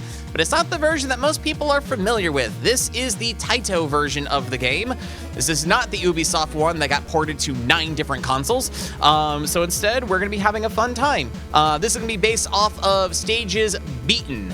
This game has a very unique mechanic that we'll talk a little bit later on as they get ready. And I've also requested that the runners try to play this in movie order. So if you're familiar with Indiana Jones and the Last Crusade, boy howdy, we're about to replicate the movie in all 8-bit glory. So runners, are y'all ready to go? Awesome. We're going to go and get things started in 5, 4, 3, 2, 1, start.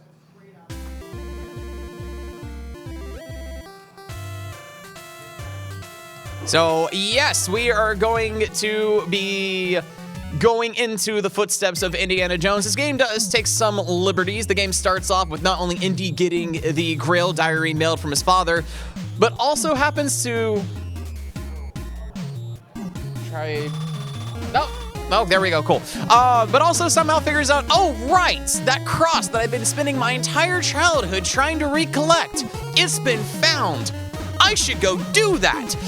So this game does have a choose-your-own-adventure aspect. just have a choose your own adventure game aspect to it. So Indy could, go straight to Venice and meet up with Elsa if he chooses, or he could go get that cross because it belongs in a museum. So you really have an option on like what stages you want to tackle in any order you would like. So the first stage that they're currently playing is on that cargo ship, and they're currently trying to beat up a certain amount of thugs. And as soon as they're done beating up the thugs, they will be able to take on Panama Hat. Yes, that is the name of the final boss. But once again, this is Seth Highwind, and I'm joined once again by... Greg Glitch. Is physics optional on this boat? Listen, it's Indiana Jones. He doesn't care about physics. He's never cared about physics. He's more of a man of archaeology, not really much about, like, science, if you will. History's way more important. Yeah, history's way more important. If anything about the supernatural and stuff has given him, grievances over the last couple of years, it is what it is. Indeed. So right now, the competitors are struggling with both the fighting as well as the physics. You are on a moving boat, so I guess seasickness warning to those in the audience. If you are one who gets seasick, pop some anti-seasickness medication, or just try to bob your head up and down with the bobbing of the ship, and that might help you out. This game requires Dramamine. It's fine. It flashes a Dramamine warning just on top of the screen, just like you need to take Dramamine before playing this game.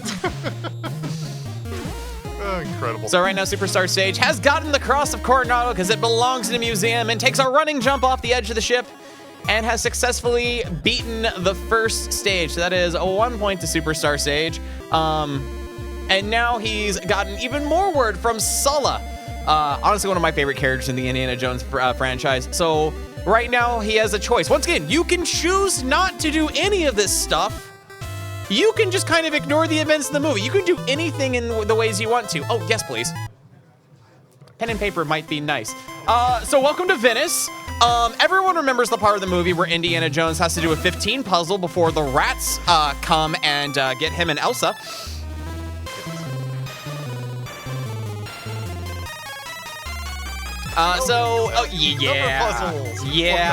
We love number puzzles. So Superstar is currently trying to complete the etching on the shield of one of the old knights of the one of the Knights of the Crusades, as this raging inferno is slowly coming closer and closer into the catacombs of Venice. Now the thing about this game is, even if you fail a stage, you can still continue the game. The game is very nice and lets you do things. There are like certain things you have to make sure you do, but you can honestly complete the game by utterly failing and not really being Indiana Jones. I did let the competitors know that if they happen to not complete the Venice stage right away, that is A-okay. They can revisit the stage at a later point. Once again, we're just trying to go through movie order because I'm an Indiana Jones fan, and this is still my favorite of the entire franchise, and I love going through this movie in 8-bit pixelated. Yes, we're gonna go with that. I mean, it was one of the best movies of that era. It's fantastic. I mean, it still honestly holds up to this day. As much as I'm a James Bond fan, I still think like Last Crusade is like one of Sean Connery's like best performances personally. Oh, absolutely, without a question.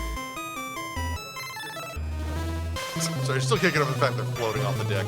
Yeah. Perfect. So if you were to play this game, knowing it's an NES title, tell me the controls. I'm imagining D-pad is for directional stuff, basic movement directions. I'm gonna guess that one's punch, one's kick. Yes. Something like that. Now the question is, what do they do with start and select? That's really the question here. I'm gonna guess that, I mean, start maybe has a pause menu, but select is just up in the air, it could be anything. Yep. So select definitely does something. Knowing what you know. Oh, cool.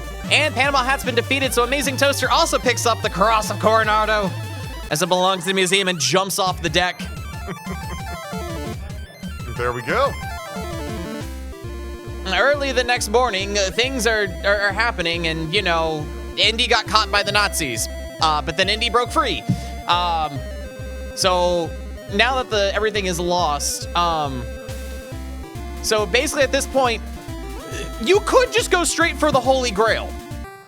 if you wanted to, you could let Dad still be captured by the Nazis. You could also let Marcus still be caught by the Nazis. At this point, since you failed to stage, you've lost Dad's Grail Diary, so you need to go to Germany to punch Hitler in the face and then escape with said Grail Diary. Or you could just ignore the movie and just go straight towards the end and, try to get the Holy Grail and beat the game. But we're not here for that. We are here for stage completion. So unfortunately, once you lose out on this Grail Scratch, that stage is gone. So unless competitors were to restart fresh, it is a stage that is lost to them. However, they can still go and complete the rest of the stages as they wish. But once again, we're following movie order because movie factuality is most important in this world. And stating that now that the Grail Diary has been lost, you would need to go after that after the castle stage.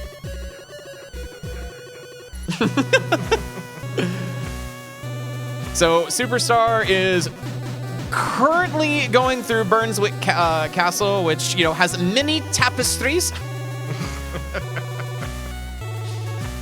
That honestly is I love that scene. This is a castle, isn't it? It is a castle. We have many tapestries, but if you're a tapestry inspector, then I am Mickey Mouse. Solid line. Oh my gosh. Tapestry inspector. So, yeah. So, most people, when they think of Indiana Jones and the Last Crusade, they are going to think of the game that was designed by Ubisoft. That is the one that, actually goes to the movie in chronological order, but it's more of a side-scrolling action game where you start off as young Indiana Jones looking for the Cross of Coronado. You go through the entire train sequence. You then go back to the boat because it belongs in a museum, and you go through things in a very questionable side-scrolling good news. And it was ported to 9 different consoles. Everything from the NES, the Genesis, Game Gear had a port, Game Boy had a port. I think the Atari Lynx had a port as well. It was on MS-DOS. I think there was an Amiga version. Literally, the Ubisoft version of Last Crusade was ported everywhere. So you've made it when you have a Lynx port of something. Right? Personally, though, my favorite version of Last Crusade is the... and there's the fire. Indy is not burnt to a crisp. Got out of there just in time. He lost the sketch. Hopefully, he can remember it. But then magically gets kidnapped by, the Nazis and then, breaks free from his trains, leaves back to New York City, gets a telegram in the mail from Sala saying, hey, Marcus just got kidnapped. And we're like, oh, no, what do I do? I should go rescue Dad. I should go save Marcus. He can't find his way out of, a market to save his life. Maybe I should get the diary back. Or you know what? I don't need the diary. I don't need my father. I don't need my drinking buddy. I'm going straight for that Grail. So we've had another person off to go to the castle. Yep, so per the stage order recommendation, the castle is the next stage on the list. So right now they are trying to find Henry, who is currently kidnapped, being held hostage, and is being interrogated to possibly reveal the location of all the dirty secrets that he has collected over the years of being a Father of the Year and researching the Grail Diary nonstop. Yep, that obsessive behavior is definitely paying off. So this is kind of like your traditional door maze, if you will. Every time you fail a mission and then restart it, the requirements to beat the stage also increases. Oh.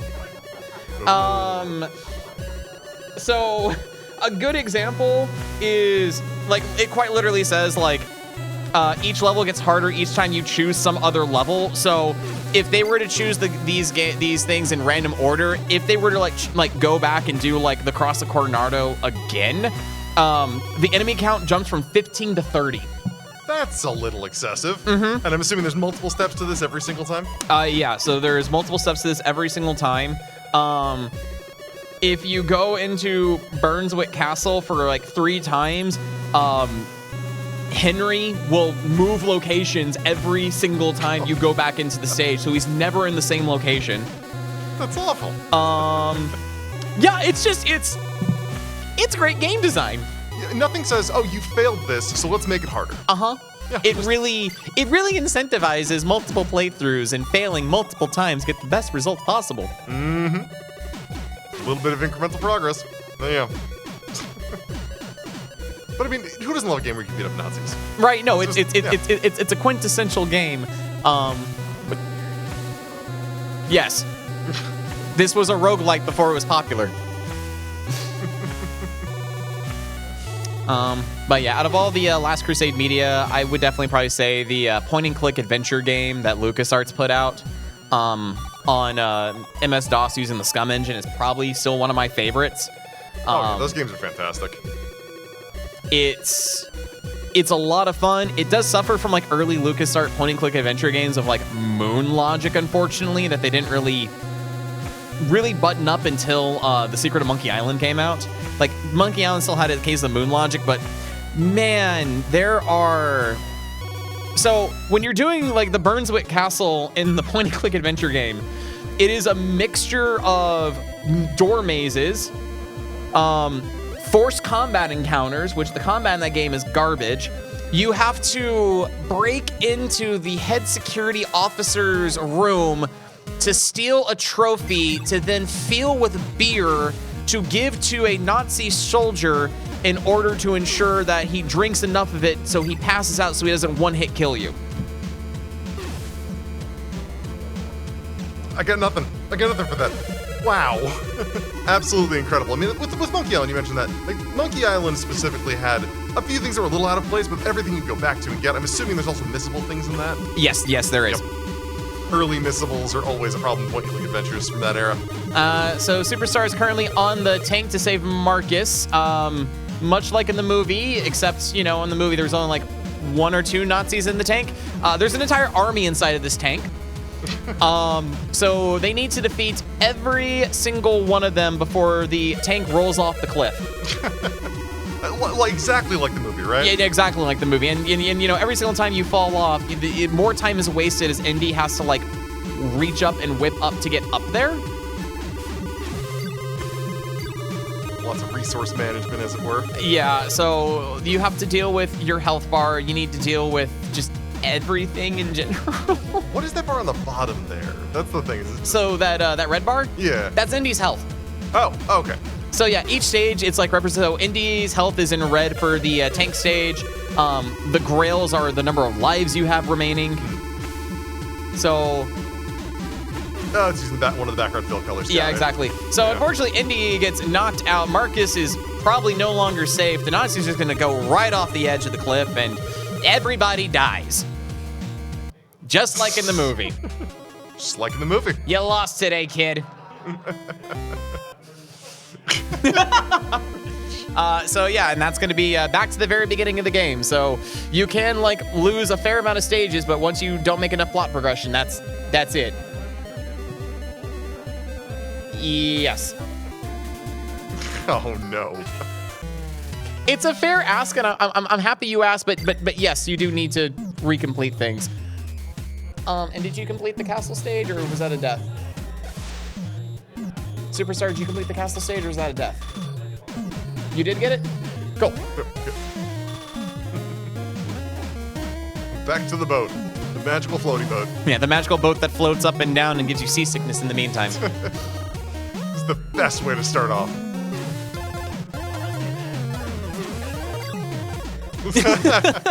Just in post train. It's just, what are you gonna do? We'll do it in post. Every editor's worst. The phrase that you never want to hear as an editor. We'll fix it in post. It's fine. Editor can work their black magic. How hard can it be?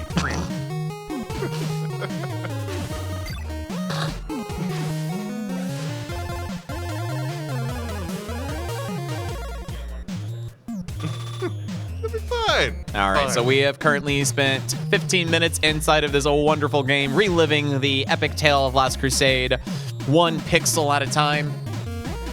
Betters are both doing well. Like they're both, like Superstar has taken care of both the boat stage and the castle stage.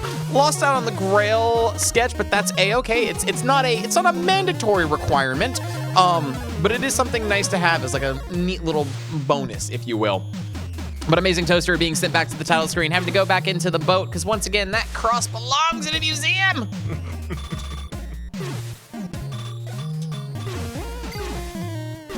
But yeah, I will say, like, the music in this game honestly slaps. I really do like the music in this game. And I honestly kind of do enjoy the choose your own adventure aspect of the game as well. Like, you could go in movie order, which is what I'm forcing the competitors to do, or you could just pick it at any order you like. The fact that the game lets you just go straight to the Grail Temple is kind of impressive. I don't know, to me, it's kind of similar to the Conquest of the Longbow run, where you could just be like the worst Indiana Jones imaginable and still get an ending. Because, you know, why bother saving your dad? Why bother saving your boss / drinking partner? And, you know, why bother doing anything when you can just go to the Grail location and, you know, hopefully remember the 3 trials of the Grail of, you know, penitent man will pass, the name of God, and the breath of God, name of God, leap of faith. It seems like skipping over some of that would be a little bit detrimental, a little difficult to deal with. I about to say, the speed runs of this game are actually kind of fun to watch. Because they will, like, the any percent category will just go straight to the Grail Temple. But there is a bit of a hiccup doing that. Because there is some information that can be missed. That at that point, you're kind of just, if you fail, you're resetting your run. So it's kind of like one of those, like, RNG dependent runs. But if the RNG lines up, you can get some pretty quick times in this game. So it's just basically do it and hope for the best. Exactly. Yeah. We've seen that with some certain modern games as well, where it's just like, well, there's nothing you can do about this RNG. Just pretend it's not going to happen. Yeah, just pretend like it doesn't happen. It's good. Amazing Toaster almost running off the edge of the ship without defeating Panama Hat and getting the Cross of Coronado. Because it belongs in the museum. Yes, it does. So Superstar is currently trying their best to figure out what exactly the Holy Grail looks like. And in true fashion, it is randomized each playthrough. Oof. So just because you manage to beat it and you die, you reset your game, you can't just go straight to the, you can't. It's going to change every single time, because just like in the movie, and honestly, just like every other Last Crusade game out there, when you get to, you know, the realm, the room with the knights, and your employer chose poorly, you can also choose poorly yourself and pick the wrong cup. Ah, okay. So this is just a bit of information to help them out later on when they're in that situation, yeah? Yeah.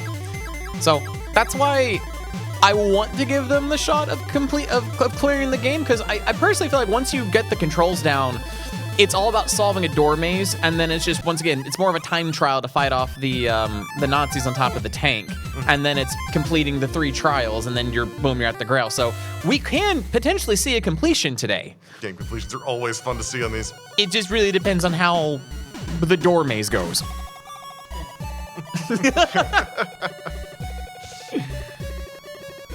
Nothing says fun in a game like Door Maze. Really. Yeah. I'm trying to... I might need to look that up now, because I want to say there actually is like a slideshow animation of like Indiana Jones like dying from choosing the wrong Grail, or I think it's just the knight that just goes, you chose poorly in the end. Nowhere near as like metal as the LucasArts point-and-click adventure game, where you actually watch Indiana Jones like wither and dissolve into a skeleton, which is... It's not my favorite, like, bad ending in that game. My favorite bad ending is just, like, ignoring the knight's advice and, like, running off with the Grail. Because instead of, like, you know, dropping and there's a whole thing of, like, Elsa, and then, like, I can reach it, Dad, I can reach it. It's like, Indiana, let go. That scene doesn't happen. Instead, like, Indiana Jones, like, crosses the seal, the hole opens up, and he falls down into the pit. And then Henry's just like, why didn't you listen to me, Junior? And you just hear Indy go, don't call me Junior! As he's plummeting to his death. So perfect. It is amazing. I also like the LucasArts adventure game, because if you do happen to lose the Grail Diary and you do go to Berlin,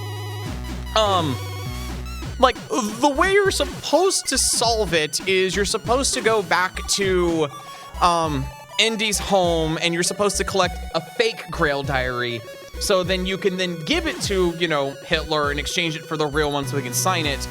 or you can get a bad ending by punching Hitler in the face and then getting gunned down by his armed guards. But it's worth it. Oh, of course. Always. If you have the opportunity, always take it.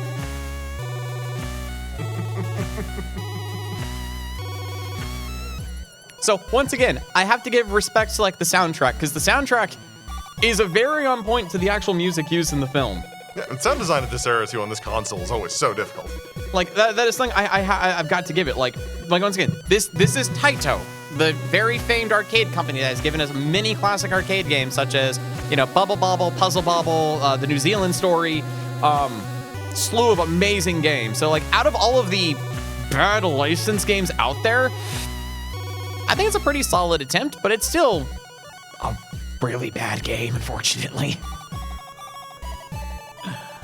Okay, I'm curious now. You're talking about a game that is a licensed game for the NES with a pretty decent soundtrack? Yeah. I'm gonna guess Tim Follin had something to do with it? I think so. Yeah, you talk about, like, the same person who made, I can't think of the name of it right now. Oh, Solstice. Yeah, let me double check, because Michael Crick was the designer. Tim Follin was the composer for this. Yep. So Makes sense. There we Yep. go. That solves that mystery. Talk about banger soundtracks in games. Tim Follin is amazing, and it's always the worst games. It's like the soundtrack for Arcade's Revenge for SNES. Oh my god. Amazing. Amazing soundtrack. Just questionable game. Very, very questionable. I see Superstar is trying to do the... Hey, actually... Hey! Superstar once again found Henry. Once again emulating the movie with the fireplace. All right, now he is, I would say... Cool. Tank. All right, so Superstar once again fighting off against the battalion of Nazis inside the... Well, yeah, inside of the tank. Dad is still in the castle. You still need to go try to find... I love that Indy just gets kicked out of the castle. He's like, man, that didn't go so well. My dad is still kidnapped. I should probably go back inside. Or, you know, just choose not to and, you know, not be a good son and just go straight into the action of other stuff. Well, you know what they say. You can just leave. No, or you could just leave.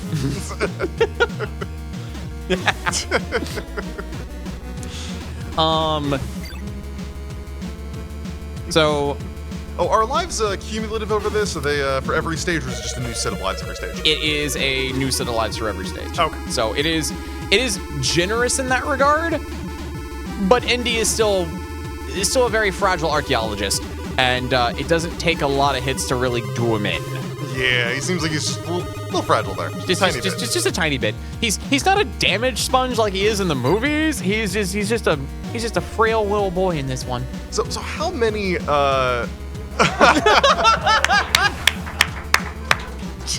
Never mind.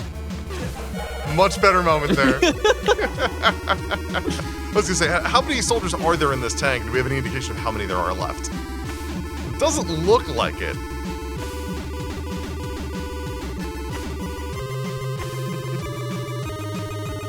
So there are 9. 9. Okay. 9. 9. So there are... Oh my god, is the tank actually gonna go off the edge? I think It does! There's also a cute little animation. Oh, I love it. That's awesome. I love that fact that we got the game over just in time to watch the tank just go off the edge of the cliff. All worth it. So for that stage, you do have to beat 9 Nazis. And then as soon as you beat your 9th one, then the head general comes out and you have to beat him as well. Okay, that makes sense, yeah.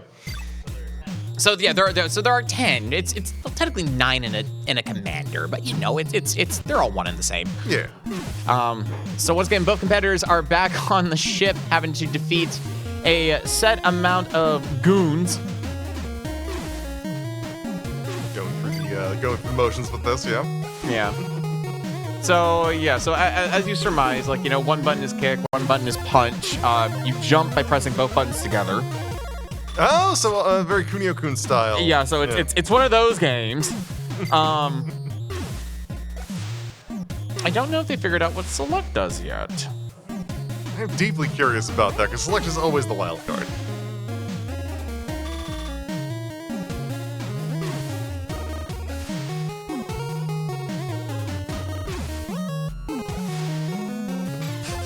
Looks like they've all got a... Oh, hey, there we go. Okay, cool. So yep, that is what select does.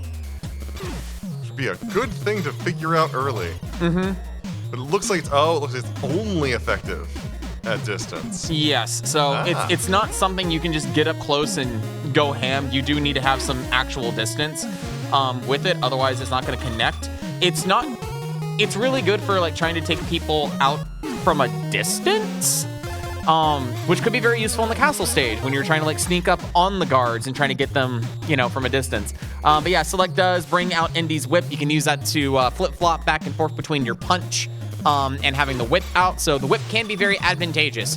A lot of damage too, very clearly. It does do a lot of damage. In clear Indiana Jones fashion, despite him having a revolver, he just doesn't use it.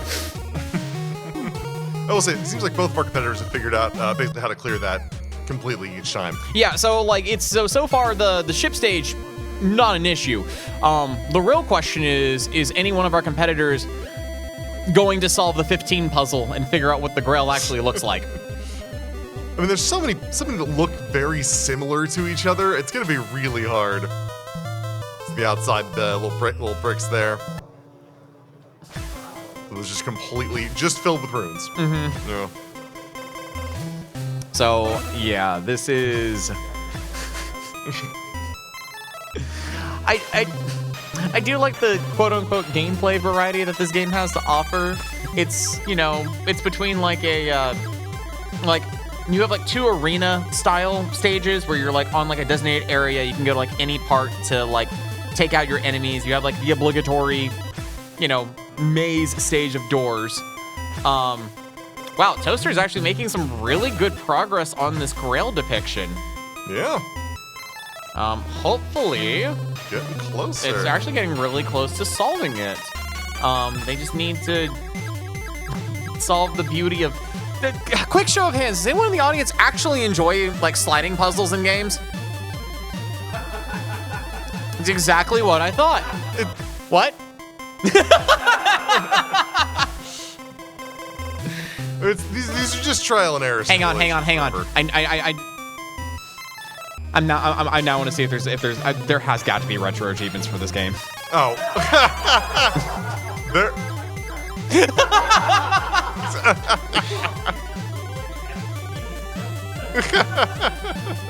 So Author Blues is in fact like Googling every game that we have given out so far to see if there's retro achievements for. I will say, retro achievements has kind of brought back some old games to life in a lot of ways. No, it honestly has. I honestly need to like dive into doing retro achievements more. That's something I really need to do. I just have the really bad issue of anytime I do anything with it, like my password is instantly forgotten. I have to like re-input it every single time. Just kind of annoying, I'm not gonna lie. Yeah, and I have the same issue. It's just like, hey, I forgot the thing. Now I gotta find it and pull it out. Yeah, my friend is just like, oh no, it's not that hard. It's like, you gotta understand, like once in my life I made a pretty difficult password for retro achievements of all things, and like it's biting me in the butt. Mm-hmm. I will say, doing that for Link to the Past, I learned a lot about that game I didn't know. There's just stuff that you just wouldn't normally encounter.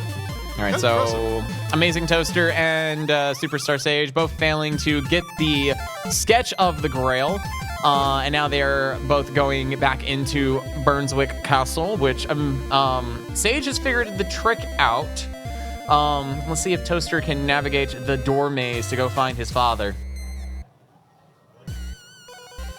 It does look intensely confusing. Mm-hmm. But now that they have the whip, hopefully that might be able to help them out in certain areas. Looks like we are 20 minutes remaining in this match.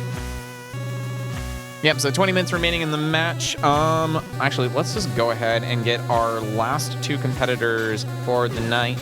Night means day, afternoon. What time is it? I don't know anymore. It's GDQ brain at this point. Lizstar and David TKI. All right. Okay. Okay. Is David here? gonna say no. Okay. Well, They'll be back momentarily. yeah, we'll do another call. Forward. We'll do another call later. We've got time before the final match. That we do.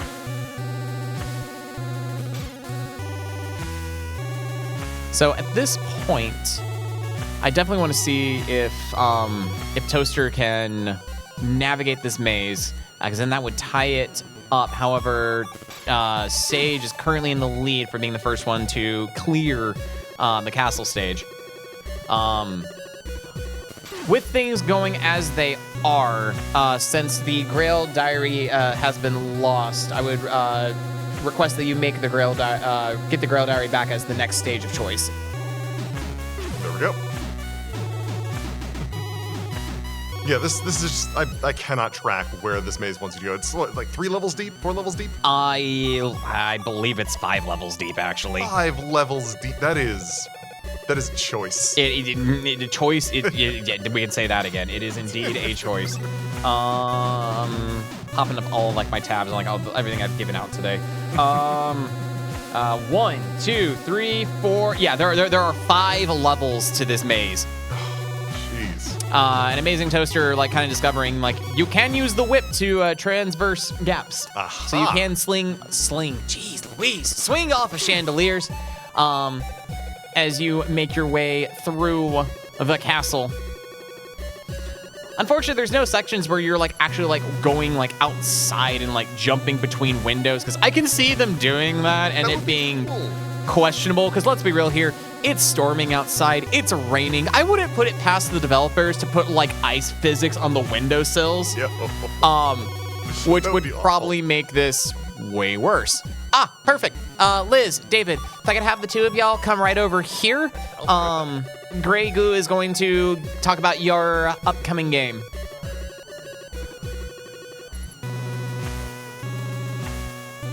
All right, so Superstar is already trying to figure out the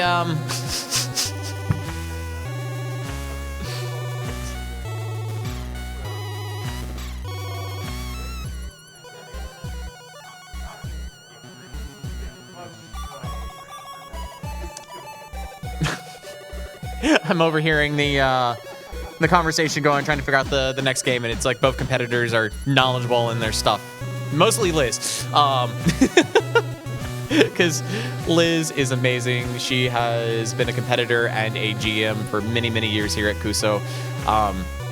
It's always fun trying to give out games to people who have done Kusogrande before or who have been GMs in the past. Because we're unfortunately the people that will sit there and go, no, I played that one. No, I played that one. I never played it until I discovered it like 2 days ago trying to give it to somebody else. And it just snowballs at that point, and it's just unfortunately difficult. So unfortunately, Superstar had a right idea, but it turns out it wasn't the right location. Once again, Henry does change locations, and it can get very confusing when every room looks identical, and every ending to a stage also looks identical. You're on the right track. You're just not on the right level. So, I will let you know, Superstar, every single one of those things you've found have been locations of Henry on different visits. Just not the one you're currently on. Yeah. Right. So yeah, if you are familiar with the movie, it's instead of both Henry and Indiana being tied up as the rooms burning all around them thanks to his lucky, his 4-leaf clover, they're just right now trying to find a chair. And once you find said chair, you can then go into the fireplace, and that is miraculously where Henry is. So that's kind of the object and goal of stage 2. But the issue is there are multiple fireplaces, and only one of them contains Henry Jones Sr.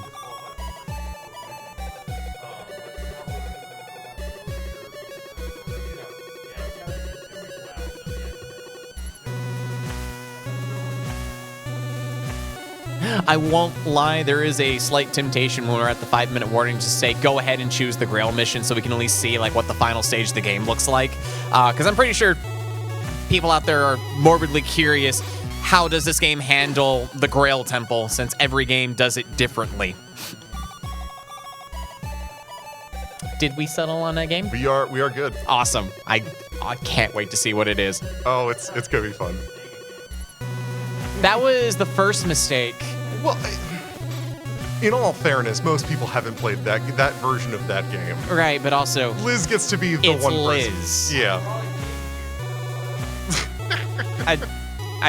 This is also why If I didn't would put my have Master known System that, I game would have either. I would have brought mine.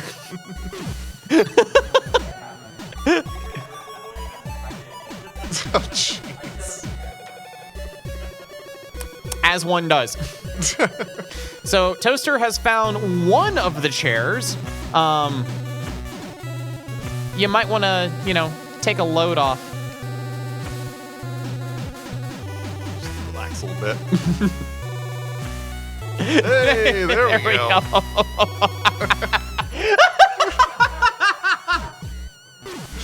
Oh, fantastic. Okay, so once again, you need to go after the diary. Or did the game freeze up? Use the D-pad? Well, it defaulted to Marcus. Well, that's fine. We will go after the diary at some other point. So now Amazing Toaster is now on the tank stage. Once again, you need to defeat a certain number of Nazis before the head honcho comes out, and then you need to punch that Nazi in the face, all while on a constantly moving platform of tank treads. And every single time ND falls off, you lose an entire life. That seems excessive. Just a little bit, right? Very, because the Nazis can also punch you off of the tank. So this is a place where if you've saved up all your lives, they can get burnt through in no time flat. Oh, absolutely. So this is a very, very tricky stage where you have got to do your best to just battle. You're constantly fighting the moving treads, and you still have to, once again, have to take out a certain amount of enemies before you can complete the stage, while also on a timer. Oh, because the moving tank. Yeah, because the slowly moving tank, because the driver's dead. The driver's been shot. He's going full forward into the giant ravine.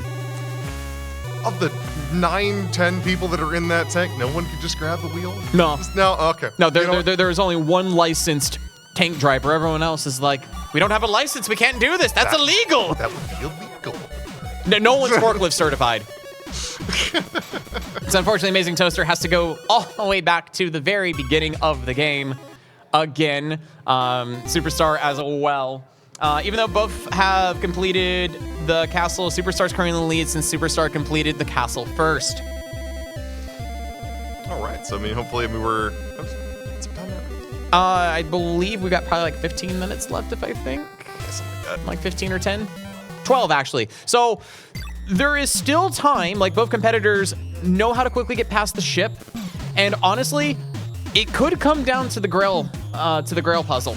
Yeah. Because that would count as a stage completion. It would be a fantastic way to get that third much needed point. It would. But it could also come down to how well do you remember the maze in the castle to find the specific chair and the specific fireplace, and then giving it your all at going after either the tank or trying to get the Grail Diary back. I mean, also, who actually knows how to solve 15-tile puzzles? I used to as a kid.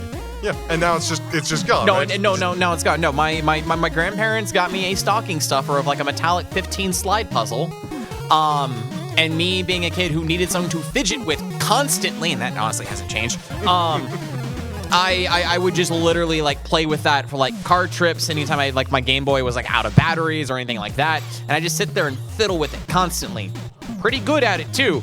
But then I stopped, messing around with it, and then I just all of a sudden stopped being good at 15 puzzles. And then, of course, you get like that one adventure game, and it's like, oh yeah, solve the puzzle, and it's like, oh, dig deep. Where's that skill you used to have? It's gone? What do you mean it's gone? How many hours did we spend with that? That rare knowledge check out in the wild. The rare knowledge check just gone. Hey, that was another acquisition of the cross. Because after all, it belongs in a museum. So do you. Ah, incredible. I'm really looking forward to getting my new PC built. I'm itching to play Great Circle. I am itching to play Great Circle. Everyone who's played it has told me nothing but good things about it, and is pretty much to them like the unofficial like, you know, fourth movie. Yeah, I've heard nothing but amazing things about that game thus far. So what I want to do is I want to begrudgingly do a video game marathon in movie order, Oh no. but also including the side story order as well. So that would include things such as Emperor's Tomb on the PS2. Would also include Is it Fate of Atlantis? yeah, Fate of Atlantis, which is still like one of my favorite Indiana Jones games. Infernal Machine. Unfortunately, play Staff of Kings. And then kind of go from there. But I think it'd be really fun to like play through the games in like chronological order, including movie order. But that also means I'd have to subject myself to the Atari 2600 version of Raiders of the Lost Ark. Pick my poison of a Temple of Doom port. And then I honestly would either play this version of Last Crusade or play the Scum VM, or yeah, the Scum Engine version of Last Crusade, to get my Last Crusade fix in. But I think that would be fun. I think that'd be a lot of fun. I just remember playing Temple of Doom on NES over and over and over again as well. Like it was there, it was fun, very challenging. Yeah. A little bit of jank. Oh, it was A lot of bit of jank. super jank, and like honestly, the arcade game is not much better. Like one of my barcades back home like has an actual cabinet of Temple of Doom. Oh, that's awesome. So getting a chance to actually play that on actual arcade hardware was an experience. Wasn't a good experience. I'm glad it was a barcade, because you know, a couple of stuff in definitely made the game a little bit more playable. And then I'd go straight to the Marvel vs. Capcom 2 machine, and I want to take you for a ride until the night was over. Still struggling to get through this puzzle, and it's completely understandable at this point. There are just so many things. There's so many things that can go wrong, but like honestly, like I know like the last attempt, Toaster had a really good like run going with the puzzle, and Superstar's got a really good thing going with the puzzle right now. Like it's looking pretty good. Just we gotta get the neck shifted all the way down. There's the one bit of like the jewelry that's like in that lower right hand corner. Like this is I think the closest I think we've seen our competitors getting to like fully solving the Grail puzzle. Oh yeah, and I mean you can do certain algorithmic shifts and all of that, but it's always that turn off. Do you want to risk damaging what you've already built just to try and move things around? We could. I mean, yeah. Time is running out. It's just a few solves away. We might see we it. might see it. I think. Unfortunately not. The fire engulfs the entire tomb. Indy thankfully is wearing his flame-proof jacket and hat, survives the raging inferno in the sewers, and lives to see another day by going straight into a door maze in a drafty old castle filled with many tapestries. So many tapestries. All the tapestries. How did you know she was a Nazi? She talks in her sleep. Man, I love this. Once again, this is the best movie in the Indiana Jones franchise. I will defend that till like the end of time. I doubt anyone's going to argue with you. I mean, what with its predecessor being banned in India for its depiction of the folk? Oh yeah, Temple of Doom is. I don't know. I like the movie. It's definitely like one of those movies that like nowadays definitely needs like that like warning that like a lot of like Warner Brothers movies have been putting on their stuff was like, this was back during a time when this stuff was okay. We are, keeping the artistic, liberties of the film, which I don't mind doing. It's, history is history. You're doomed to repeat it if you don't, learn from it. Exactly. And it was one of those things where the sensibilities have changed enough that it merits a warning. Yeah, but I really do enjoy the set pieces that movie had. Oh yeah. Like the entire like actual like sacrificial chamber scene is beautiful to look at. The entire minecart chase, the finale over the hand drawbridge, like the rope bridge, phenomenal. Oh yeah. Phenomenal. I don't know. I still have this crazy idea that like Disney will never go for it because they own the Indiana Jones license. But I think it'd be fun to have a drop tower attraction themed after Temple of Doom. That'd be cool. It'd be neat. It would be very morbid. Once again, Imagineerings, if you're hearing this for some unknown reason, we've got ideas. We can talk. Because, like, the entire idea is that you would be up to be sacrificed. Oh. Because they make drop tower rides where your carriage flips upside down and you drop down facing the ground like you're skydiving. So you load your guests up into their seats, which are going to be themed after, the cages that, they put their sacrifices in. The ride goes up a little bit. You have like a missile hole open up to reveal the rest of however high up the tower you want to make it. You put fog and red lighting down there to represent, lava. And then you drop guests in a free fall motion like you're sacrificing them. Yeah. I think it'd be a fun ride. I would line up and ride that over and over again. All right, so we're seeing for the first time the attempt to recover the Grail Diary. Yes, so at this point in time, And it went Indy has unsuccessfully at this point managed to get the diary and is now attempts to escape from the clutches of Germany. I love that image of just Indy just strangling a Nazi in the throat, just like, give me my diary back. He's like, okay, here you go. And he's like, perfect, thanks. And like gets away on a bike. So now it turns into a questionable auto-scrolling stage with forked paths, having to jump over tanks. It's not a fun stage. And there's also no health bar. There's nothing quite like an auto-scroller. No, there's nothing like a good auto-scroller to really get the jank out. Taken out by a pothole. Yeah, so there are potholes that you need to expertly avoid. Once again, Indy is made out of glass, so the second he hits a pothole, shatters every single bone in his body and has to reset from the beginning. Because, that was my favorite part of Indiana Jones. He had a body made out of glass. Yeah. Everyone remembers that. Part of the lore of the character. Everyone knows that. Cracking whips are made of glass. So, once again, we've got... Oh, that's great. So, this is now their third attempt on the diary. That makes it a lot harder, right? Yeah, it does. So once again, every single time they have to restart a stage, the difficulty just exponentially increases. So now it's about to get even harder. Who doesn't love that, right? Yeah. It's the greatest problem, but intentional. And now they fire guns. Cool. Superstar is still struggling, and I mean struggling, to find the correct seat and fireplace in order to free his father from the clutches of the Nazis inside of the castle. While Amazing Toaster is once again basically playing Spy Hunter at this point. Yeah. And slamming guys into the ditches. But there's no weapon van ramps on this site at all. So. Is there any way to control any of the speed of the bike, or is it just you're going up and down?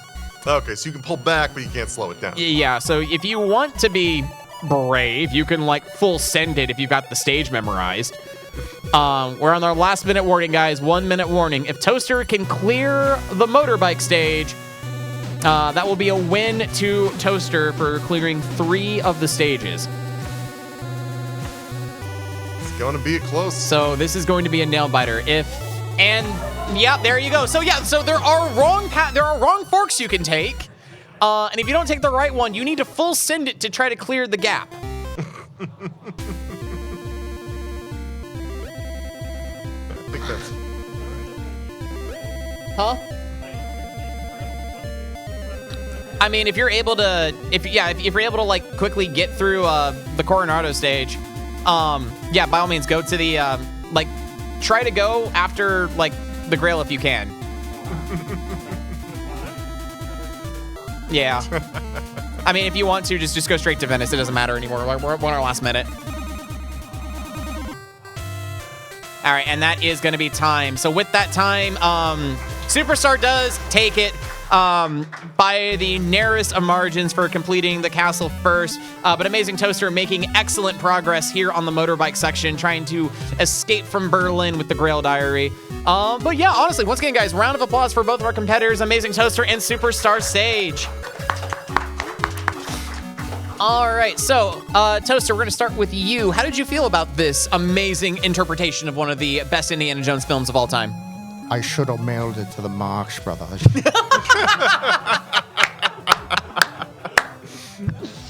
Yes. And then Sage, how do you feel about this?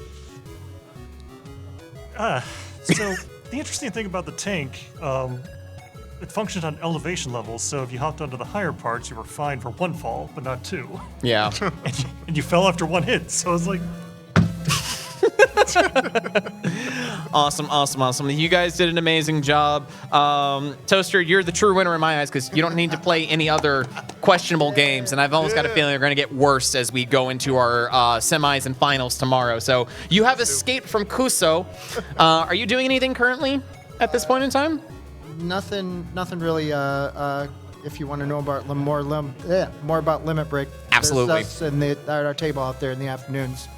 Cool. Heck yeah. And then Superstar, what are you up to lately? not much, but I do have to show Key Locker. It is a fun RPG, and I highly recommend it. Nice. Cool. So that is going to be it for this round. We've got one more round left in today. And we're going to go and take a quick break, get the last game set up, and we will be back momentarily. Once again, this is Kuso Live here at AGDQ 2025. Oh, wow. That was Hello and welcome back to Kusogrande Live here at AGDQ 2025. We are going to be doing our next round, which will be the wonderful Liz Star and David TKI, going up in a game that I absolutely love, Galaxy 5000. I'm joined here by Seth Iwan. It's good to be back, and I'm honestly excited to see this because I've never seen this game before, and I love seeing these games like blind. Because 9 times out of 10, I end up like going, I really need to play this now. Oh yeah, no, this game has some fun stuff about it. But I am Greg Googlich, and we are going to be just starting up in a minute. I think we're good to go. Everybody good? Yep. All right, so yeah, without any further ado, let's get this started. Starting in 3, 2, 1, go. All right, so this is Galaxy 5000. There is a series of races on different planets. You're going to be going and just trying your best to get through those as best you can. Part of it is figuring out not just the controls, because the control scheme for this is not ideal, we'll say. This low-key reminds me of Micro Machines. Yeah, a little bit. It's got a little bit of that. But yeah. just hearing David just go, no. That's perfect.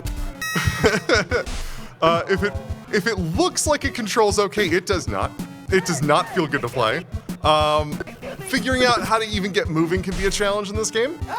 And we see our first fall off the stage. You're gonna fall off the stage? The sound effect it makes too is just absolutely incredible. But yeah, so you can fall off the stage, you can do a few things. That'll get more relevant later on because there are going to be times where these stages are going to get way less straightforward in how they're navigated. But yeah, we're seeing the first version of the race on this planet. Every time they complete a race, things will change. You'll see. It'll be incredible. Yeah, so our competitors have been given some special instructions on how to deal with the races between them, but we'll see how that goes.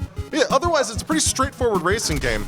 Although falling off the map is kind of expected, especially when you're learning how to navigate with controls. They have a jump, they can fire their gun, and they can turn.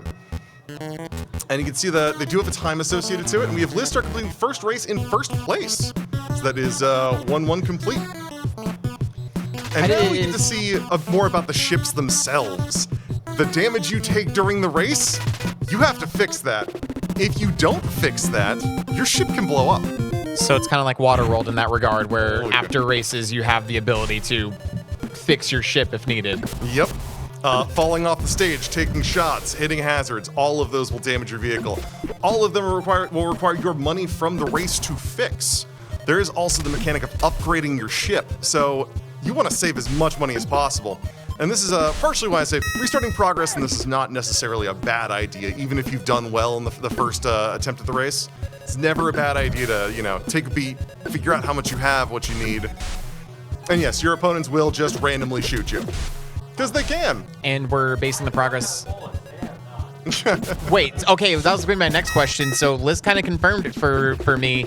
You can run out of bullets in this. There is ammo, yes. There are other bonuses that can be picked up that will help you in that regard, but we're just gonna leave that as is for now.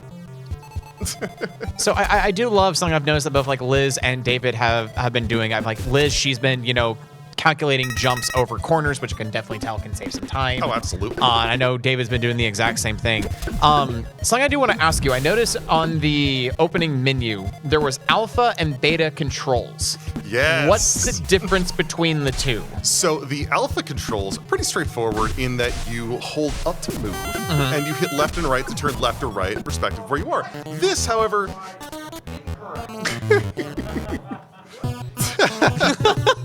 That was technically a second place victory when it definitely shouldn't have been. Welcome to the jank that is this game. But yeah, so the alpha controls are designed in such ways to make it kind of clear you're just turning left or right. This is done based on a tank control system. So it's left and right, just shift in that direction. The other one is pushing the direction that you're going for both momentum and to turn the ship. Oh. So instead of it being just push one direction to set momentum and to turn, it's now you have to hold the direction you want to go and adjust as you see fit. And there goes all the prize money. Oh, that's disgusting. Yes. It's one of the harder things. So we've seen a clear of 1-1 and 1-2 from Liz. We've seen a clear of 1-1 and 1-2 from David. Correct. It's just how many races in you cleared before it gives you game over. Gotcha. Okay. Yep. And it's going to get much harder to do that as things go on. Yeah, as we progress through this, these races are going to get harder, longer, and the enemies will get fiercer. And that's the some of the hardest parts of this game is figuring out when you should or shouldn't. Just think about going back and maybe trying to mitigate damage and go through and just start the stuff over again. Oh, this is only stage 3, and this already looks disgusting. It gets so much worse. I mean, between the zipper pads and the crystallized spikes they've now thrown off into the corners, Yep. it's astonishing that, the track itself, it's the same track. It's just new obstacles and other things to deter you from any strategy you might have had previously just gets thrown out the window. Yep, there are now. Oh, so that is another there's third place clear for Liz. So that is one more down there. And again, lots of damage. Even with the money, it's going to be very difficult to kind of do that. Get ready for race 4. There are 4 races per planet, and as you can see, it just gets worse. Now there's turrets. Wait, what? There's turrets. So did I guess the governing board of Mercury thought, you know what? These are illegal races. We can't have this. Let's shoot the racers down. We gotta stop this somehow, right? This injustice. Yeah, so now the turrets have picked up. They're gonna be firing constantly. Again, sources of damage are numerous and very, very bad. There are actually 2 ways to deal with damage. The most straightforward is obviously just spending your hard-earned dollary dues, taking care of that. But the other option is to try and hold off to get a different ship. That is a mechanic we will see once we get further in. Yeah, so there's 2 ways to handle it. You could just try and soldier forth, but if you blow up on the track, it's over. And I must say, I've noticed on Liz's screen, her ship is starting to flash red. Yes, that means the ship is on its last legs. Yeah, so it's mostly going to be this. We are most likely, I'm going to say we're probably going to see the next set of races. Okay. It's very likely we'll see those. But there are little optimizations and things that you definitely want to try and go back for at times. Also, more knowledge to be gained at certain points. So there's another clear for Liz, first place. Oh my gosh, that ship is haggard. Poor ship. But you can see, if Liz just had a little bit more cash, Just buy a cruiser she could instead. buy a cruiser. And David has just found a lovely piece of information there regarding to some of the obstacles that are on the course. We're going to refrain from saying anything to give advantage. I love the bleeps and bloops of space travel. Oh, absolutely. All right, so we are on to the next planet. That was, I believe, Mars? Venus. Venus. We're on to Venus. Yep, so Venus is a bit larger. Elevation changes. There's elevation changes. It is also impossible to tell what is helpful and what is not helpful. No. So things might look like they're going to help you out and they might hurt you. They might look like they're going to hurt you and do something really good for you. So it's really just a matter of playing around, figuring out, or maybe watching the other ships do things because they will try to utilize the good things for themselves as well. But yeah, just the style of turning for this is just brutal. I can only. Oh wow, nice jump by Liz. Excellent map. Good save as well. Oh yeah, that's fantastic. But yeah, there's gonna be a lot of needing to cut on the inside of slopes and all of that, trying to cut as much time out of the track as possible, take the race line. And then there are just things like that where yellow just decides they want to go slow for a minute. Gotta go slow. Yeah, because clearly when you're racing, it's not about going fast. It's about going slow. You know, the slowest wins the race. Exactly. Even in hypergalactic shooting races such as these. That is, let's see, one more clear for both Liz and David. I see what Liz is doing. That's holding off on the repairing. It's a strategy that can be taken. But as we can see, one of the other racers has gotten their cruiser.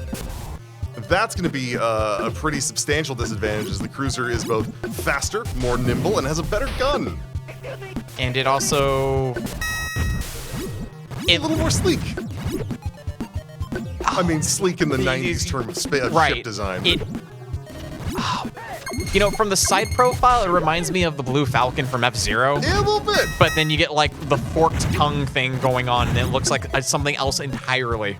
I would say Liz is holding very strong with this race thus far, given the disadvantage of the cruiser being there, and now the landmines. And the obligatory turret at the very... I love the fact that when the race started, it just wasted no time in, like, firing off pop shots. Oh, yeah, no, it don't care. It doesn't care at all.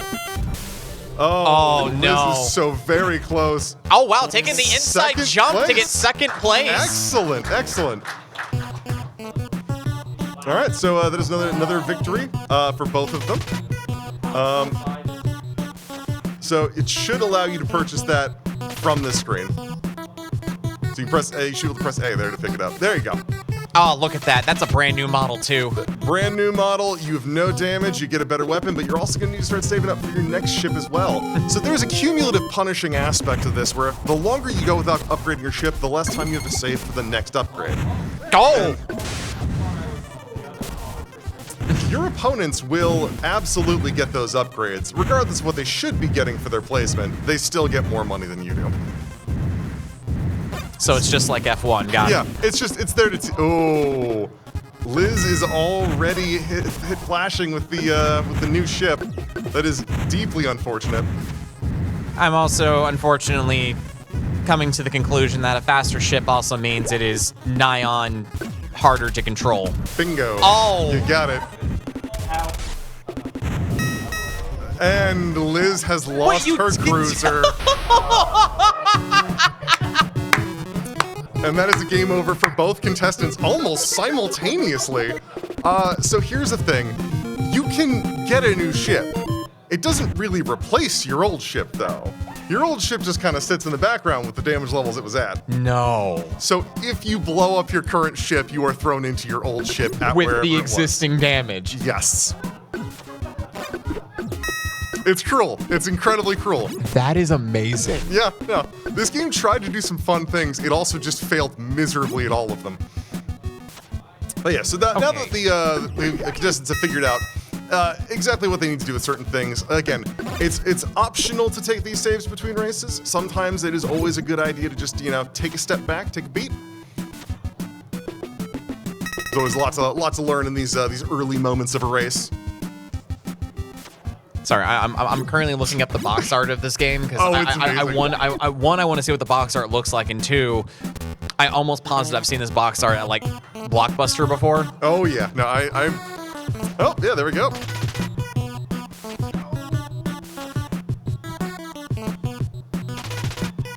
You can buy Space Ghost Phantom Cruiser in this? Yes, you can. It's it's something. It's definitely something. All of the ship designs in this are just bewildering in their design. It should also be noted that there were some really fun cheat codes for this game. One that lets you repair damage without spending any money. If you're using certain external hardware, we'll say. But they didn't think about the fact that you could always undo your damage to get money back, so you could use that for infinite money. Always a fun thing. But yeah, so our contestants are going to be just continuing these races. I believe that the furthest we got in was clearing the second race on this current planet set. Yes. And it is historical progress, so if there is a reset, then we will go with that as their current progress levels. I'm already questioning these Google search results, by the way. I just type in Galaxy 5000. I'm getting like hair extensions, video game, UPS for some reason, and a Chuck E. Cheese film. Okay, the latter, I have to know what that's referencing. That's incredible. It's literally called Chuck E. Cheese in the Galaxy 5000. Oh my god. It was a 1999 family comedy with Chucky. Of course, it's a direct-to-video release. Why wouldn't it be anything like that? That screams of 90s direct-to-video release. It was also sold at Toys R Us. What? What? Okay. The Chuck E. Cheese film sold at Toys R Us. They didn't even sell their own film. Well, you could win it at the prize counter. Okay, that's cool. It's amazing. All right, so we are currently on the race that we were that our competitors were eliminated from last time. So we'll see if they can get through it this time. Again, there is the drawback. It looks like Liz unfortunately lost her ship. Again? Oh no, yes. hon. But you can see the ship is in better quality this time, so the original ship will be able to be cleared out. Which is good. Yeah. This is third place finish. So Tomahawk is trashed, and cruisers are still 100 grand. So ship is now gone. You have to completely rebuy the ship. That's Cruel. yes. Unnecessary. Yes. Yep. Do I love it? Absolutely. All right, so all right, so Liz has completed the third race on this, and I believe David as well. Yeah. So we are. Yep. So we are. Once again tied. Although Liz. Is Oh, those first. mines! Yes. That placement is just horrendous. Absolutely horrendous. Also, those are grenade launchers. I was about to say like. Oh no, And that is a DNF for Liz. All right, we are 15 minutes into this race with another 35 to go. So yeah. I felt bad for Liz because as soon as her ship blew up, I noticed in the corner like the two other opposing ships start jumping up and down for joy. Yeah, they do that.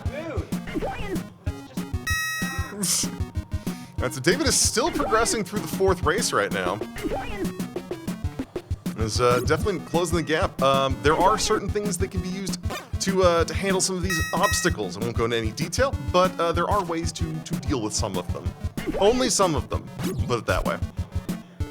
But at certain points, it will try and force you into the racing line as the only way to avoid certain obstacles. So if you weren't doing it the first time, you're gonna have to do it later times. It really is them trying to get you the best possible turnout for your race. And I do love that like both the competitors are trying to find ways they can like jump to like skip certain sections of the track that they want nothing to do with. Oh, completely. Absolutely the best way to handle it. All right, so that is clear for David. David should be moving on to the next planet. Okay, yeah, that's a pretty metal box art. Yeah. It's cool as hell, isn't it? I remember seeing this in Blockbuster, and I'm kind of. This honestly is one of those games I could see myself renting at Blockbuster and like enjoying the entire weekend. This is a very fun, casual game to play, honestly. Once you figure out the mechanics and you use a control scheme that isn't the worst control scheme ever devised, you will. Oh. It's not as bad as the Top Gear upside down control scheme, but it's pretty dang bad.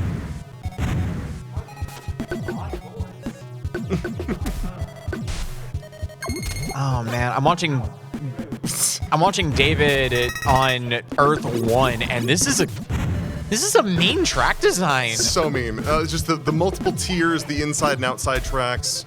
Yeah, and you can get shoved different places by other people just slamming into you. Like you'd imagine the inside track is the best one, but there's also stuff like that. Oh, It's like we'll give you the jump, but no.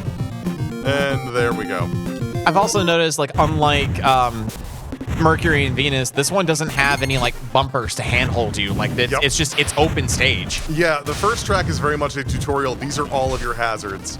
It's looking like David is gonna DNF on Earth 1, so All right. Both of our competitors opting to continue on their current progress.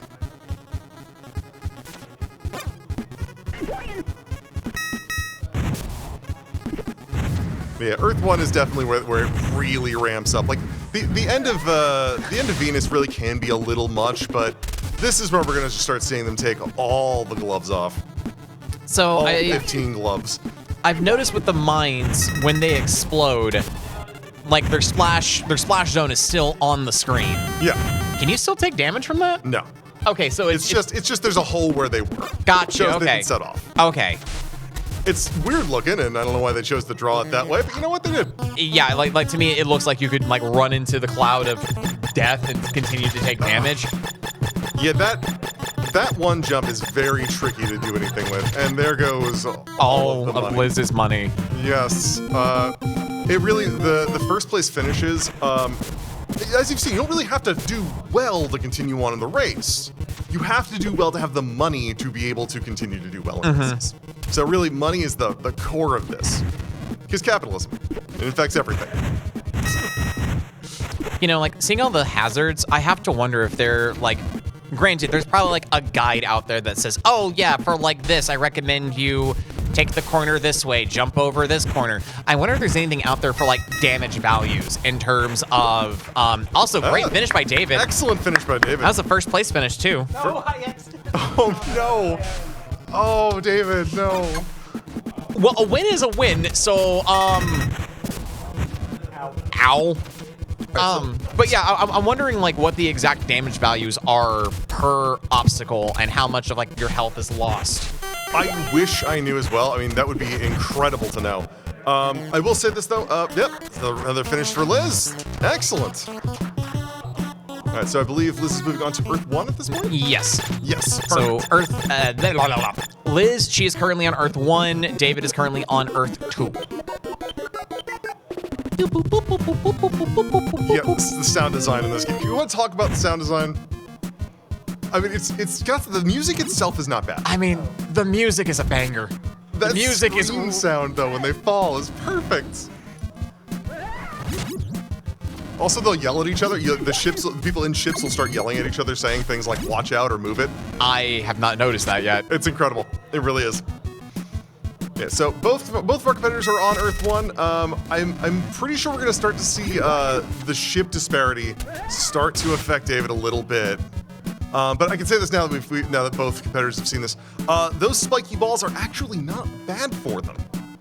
No, it's some kind of.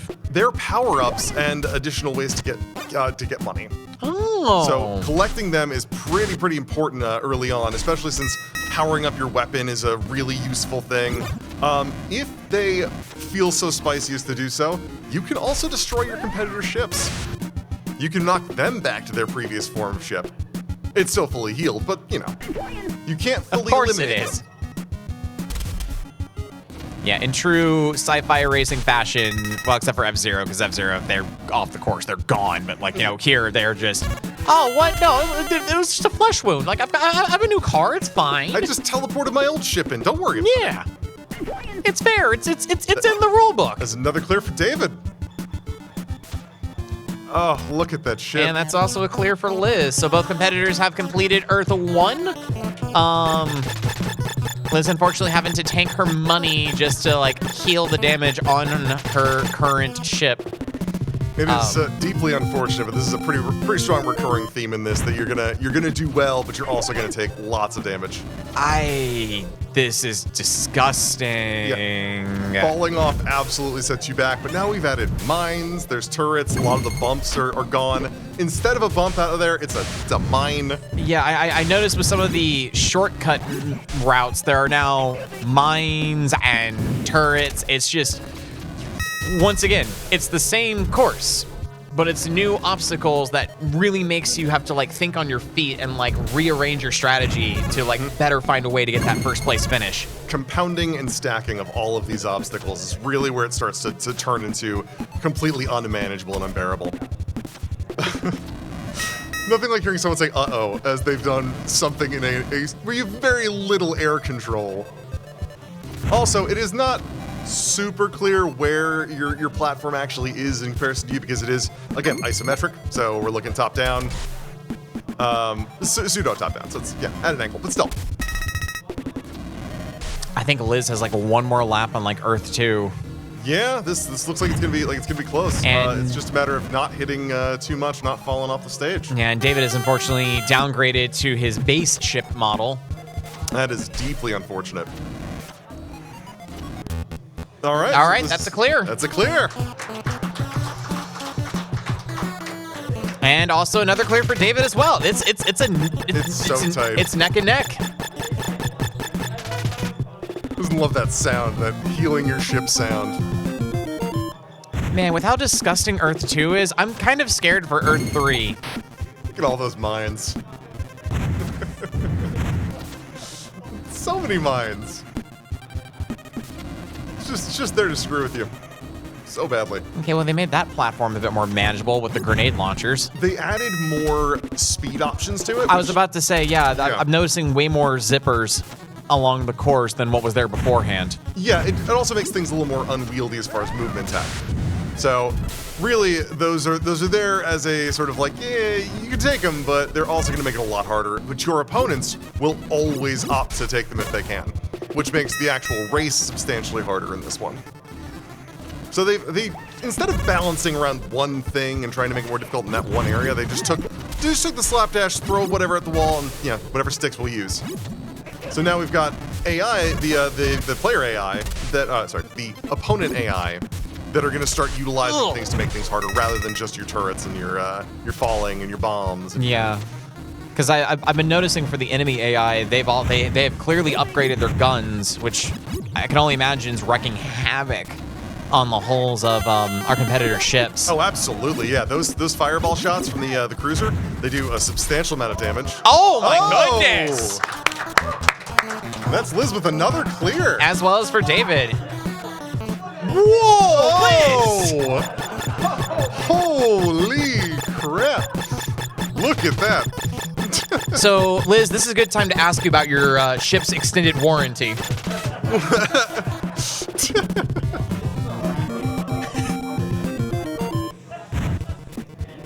All right, so yeah, we are definitely seeing some more fun changes. Now we have a new type of turret that can move. Oh, so they fires bigger shots. So they stole the turrets from the Death Star. They got extra fun turrets and more landmines. Oh, and I also noticed the zippers are facing opposite direction. Oh. So the movement based on that will, I believe it is directional, in that it will push you in the direction that it is facing rather than the direction you are moving. So it'll do something like that. Oh, that's... It'll just zip you off the stage. Whoa!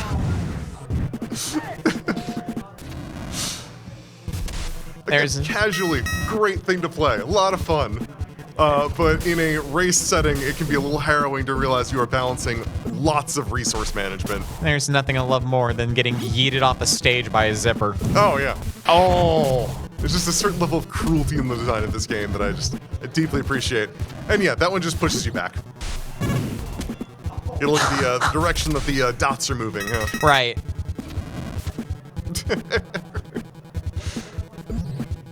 Okay, so, yeah, they're handling this as best they can be expected to, given exactly how Oh, and Liz has just... Oh, a no! DNF for David, unfortunately.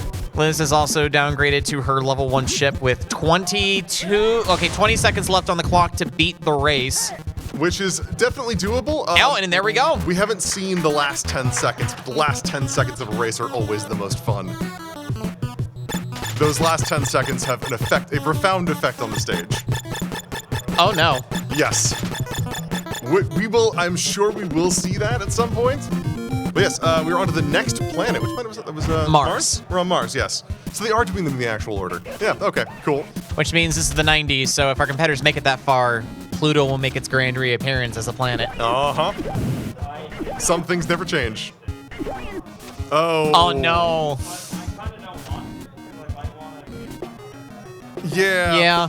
And that's kind of the thing you want to do. If you gotta do that balancing act. So once again, race 1, it just introduces you to the stage. Like, this is the layout, here are the turns, here are your jumps. This is what you need to know. And then stage 2 is like, you know what? That's adorable. Let me pepper some of this stuff in there for you. It's gonna be fun, I promise. I like to think of it as like, this is what like an older brother does to make games more fun. Introducing extra mechanics, putting obstacles up just to make the situation as arduous as possible. It's honestly the Dr. Wily mentality of tower building. Oh, of course, yes. This is already terrible, but what if? What if we also did this? What if we added ladders all over the place? All the ladders. Oh, the mines and the spikes and the turrets. It'll be the greatest racetrack that has ever been invented. The Dr. Wily Design School. That's great. Oh yeah, so again, the ship disparity is really going to start having its toll on not just whether or not they can compete against the other racers, but whether they're moving fast enough to complete the stages. I mean, it's a pretty generous timer on a lot of things, but that can definitely, in the later stages, be deeply impactful. So I know, earlier we had a game where every stage had like a set timer per se. We have another clear for Listar.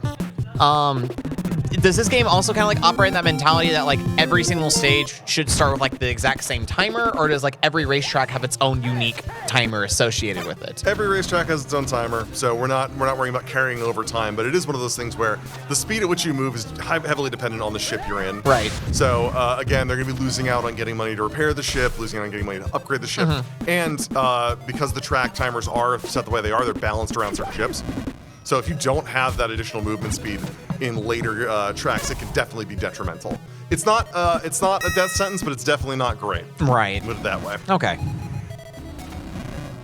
But it seems like Liz is very much in on the idea of get as much progress as possible and then go back and get the cruiser again. So and that would be a DNF for Liz. All right, so Liz is now back to doing the second world, or doing Earth, rather, third world. I know planets. I am very smart. And that is just to get her ship back.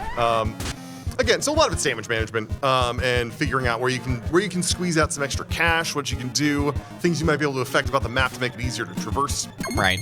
All right, competitors, we have 20 minutes left. 20 minutes left in the match. David is currently starting Earth 2, while Liz has restarted Earth proper. Yes. So yeah, we're just hanging out now, watching these races again, and every time you see the competitors get a little bit better at navigating, the control scheme starts to wear in a little bit. It's still not great.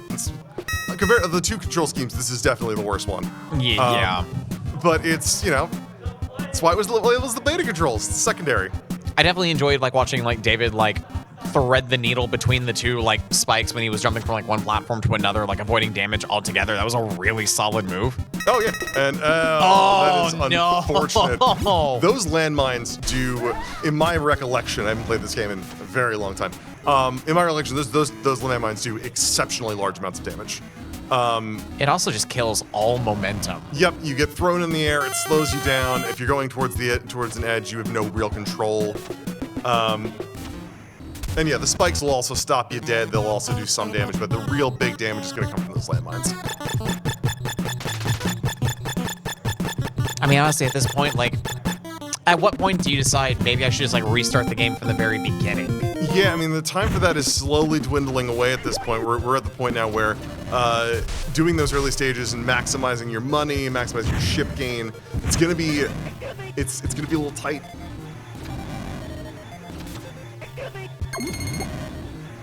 David picking up an upgraded weapon. It's a question is whether or not it's actually an upgrade. It kind of flies a little more wonky this way, but it does do more damage. With the upgraded weapons, we've seen it. Oh no, we've seen it before. Where if you upgrade your ship, your previous ship retains all of its damage.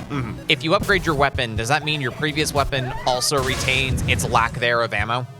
No, it should give you a full amount of ammo for that.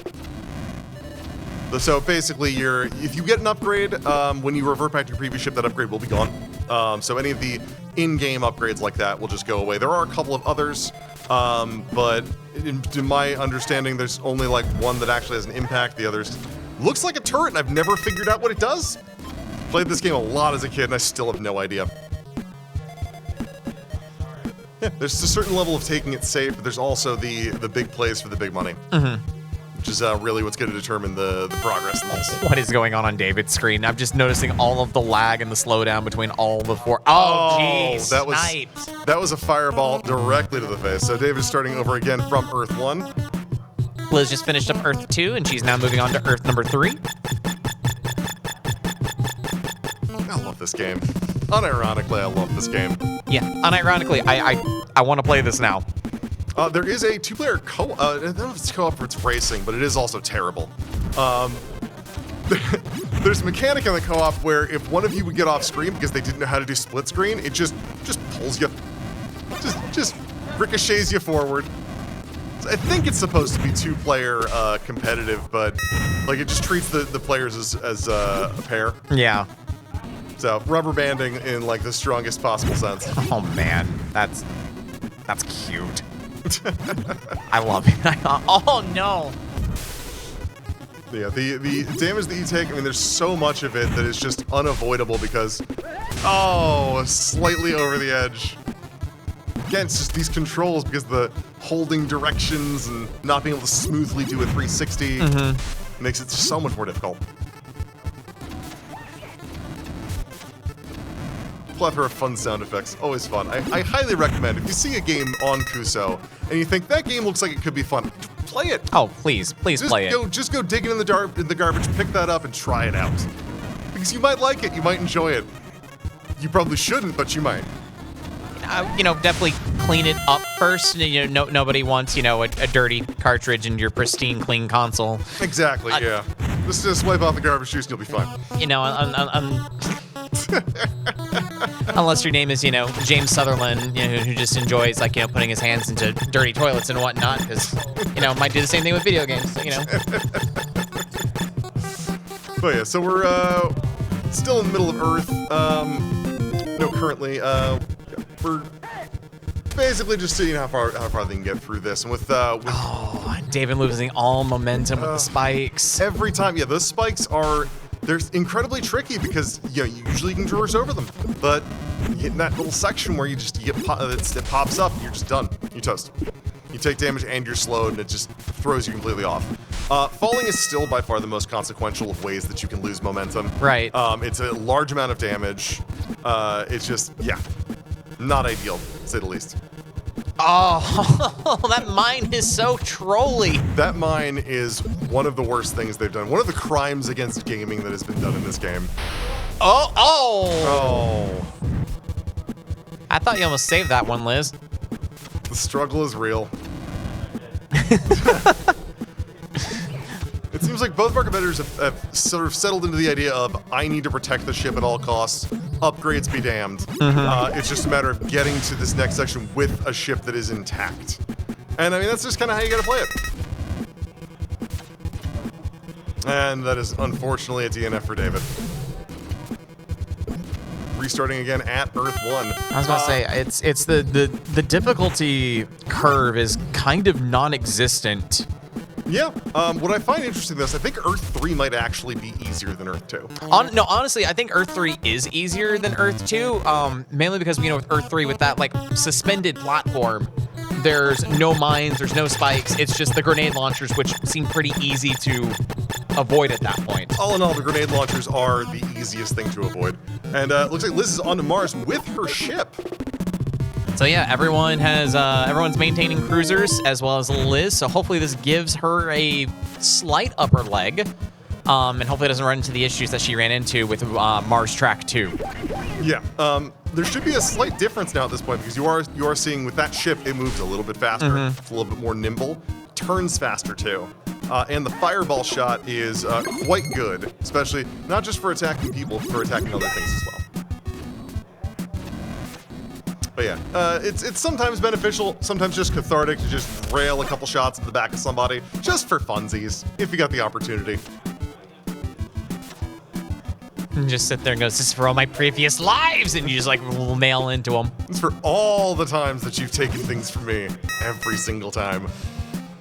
But yeah, the timer for this track is pretty generous as well. It is actually a lot larger than it seems, just because it does go quite a bit further.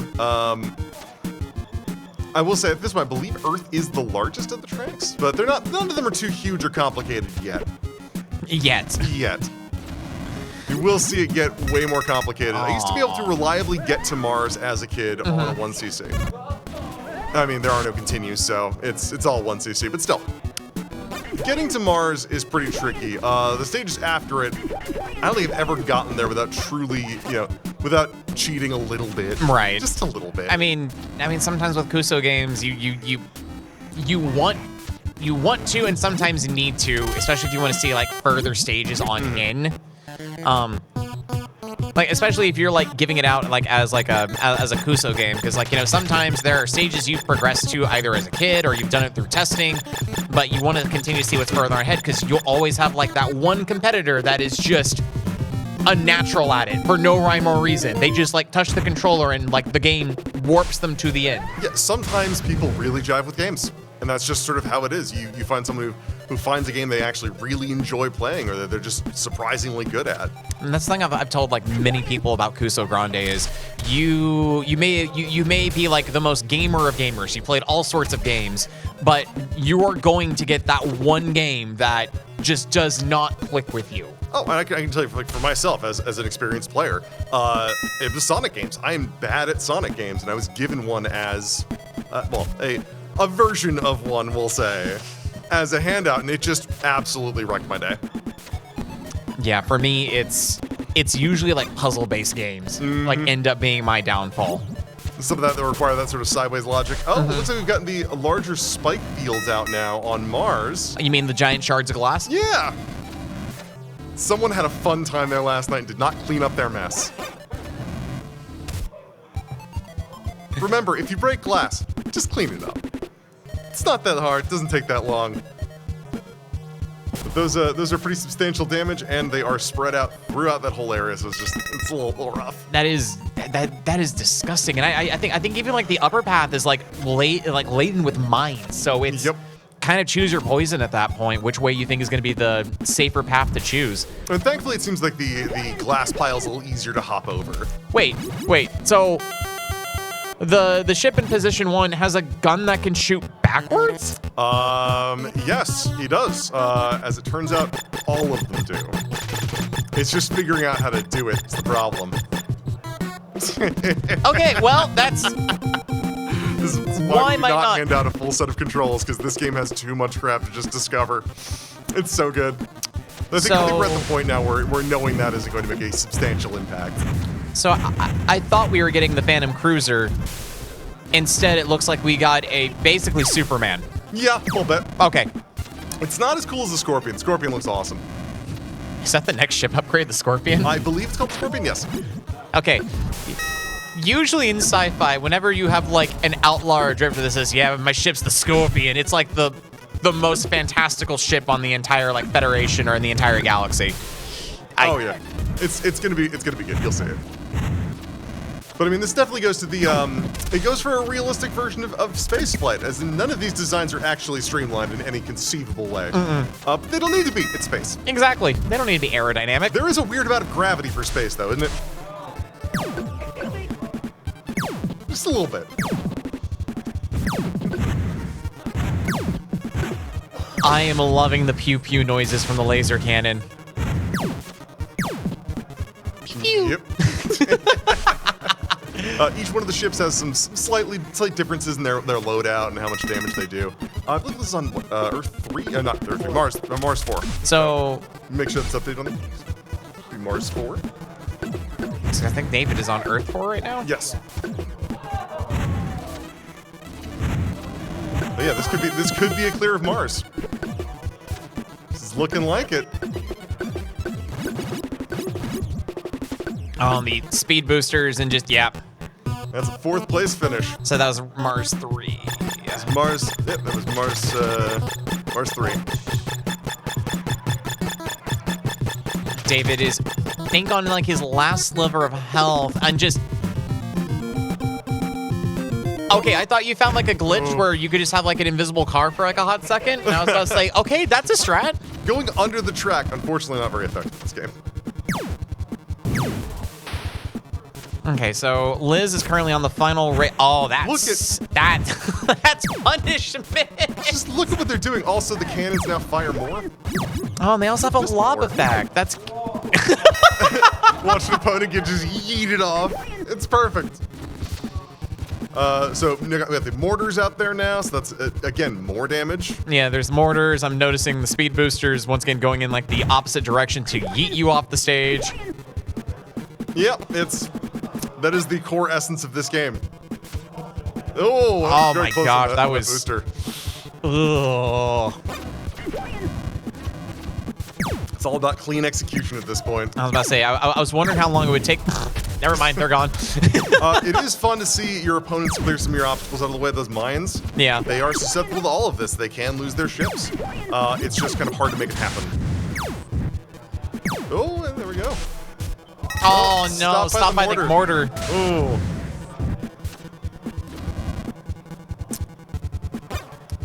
We're seeing time is starting to become a factor in some of these.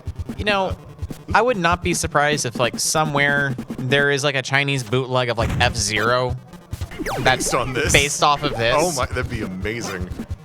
Jeff! Don't give Jeff ideas. All right, that is a clear of Mars for Liz.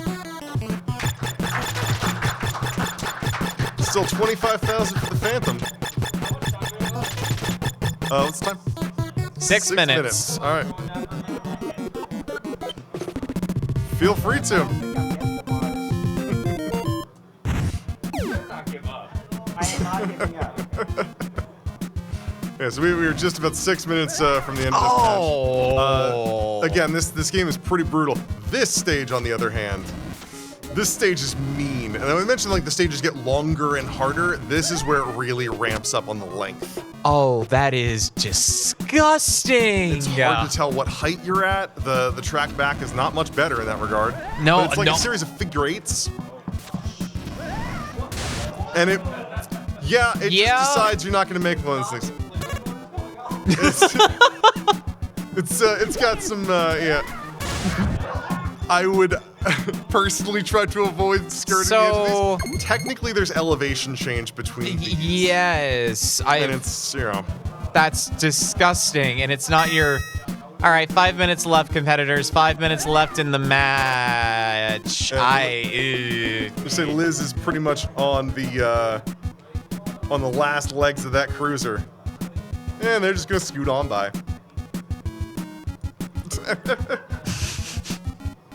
But I would love to see at some point what a timeout looks like on these stages. Right. It's gonna give people an idea of how bad it is. That's nothing I would intentionally ask anyone to do, by the way. Obviously. Right off the edge. Liz discovering the speed reset strat there.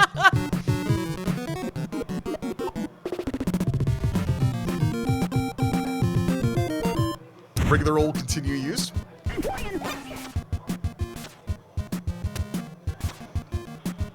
Yeah, the game has continues, but the thing about it is, we didn't want to make that a factor for completion, so that's why we've gone to the other possibility for handling that. I'm assuming one of those random pickups gives you a continue. I believe that's the case. Don't quite remember. Oh, this is brutal. It is, absolutely.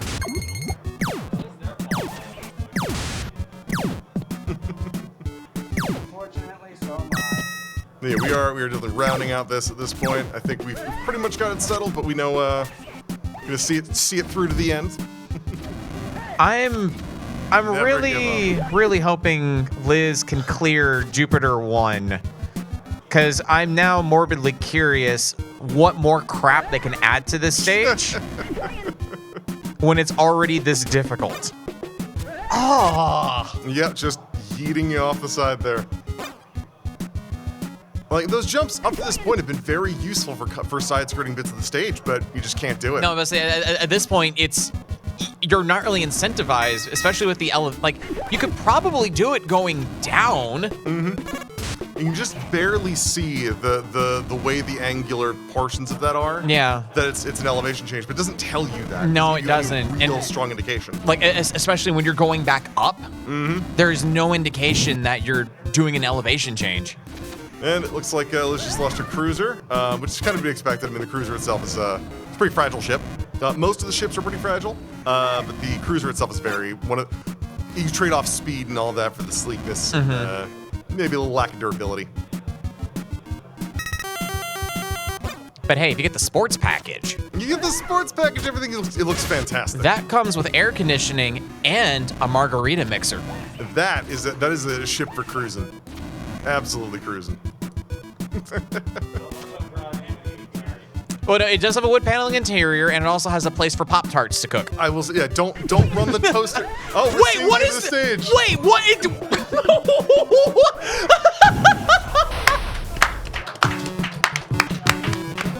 If you DNF on a stage, the stage just goes away.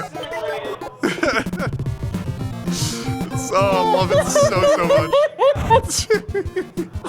It's delightful. In the last 10 seconds, it just starts slowly dissolving the stage away. It's perfect. Again, 0 notes. The game itself is a slog to play. It's very, very tough, but yeah, that's just the icing on top. The stage is incredibly long. I mean, that 200-second timer is not just for show. But yeah, they get longer, they get harder, they get more complicated than this. And that's the real thing to push for, is like this is about the middle of the pack as far as difficulty. 1 minute left, y'all. 1 minute left. I'm sorry. I need to catch my breath. On the plus side, the suffering will be over in a minute. Right. Here we come. On my way. I was Hold the spot for you. I was expecting flashing lights. I was expecting increased music. I was not prepared for stage disintegrating below your ship for the final 5. It's perfect. It's decided you're moving forward. I say, Liz, I think the game is trying to play for you, hon. Not doing a good job. To be fair, neither was I. I don't know. I've never seen it do that before. That's never happened That's before. never happened before.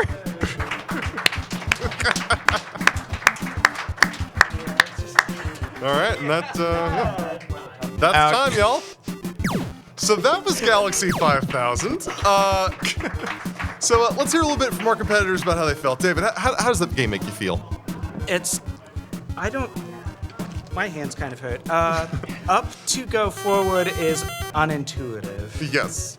And it's like I'm constantly going forward, but because my finger's on up, I'm accidentally tapping left and right all the time when you need precise controls. Yep.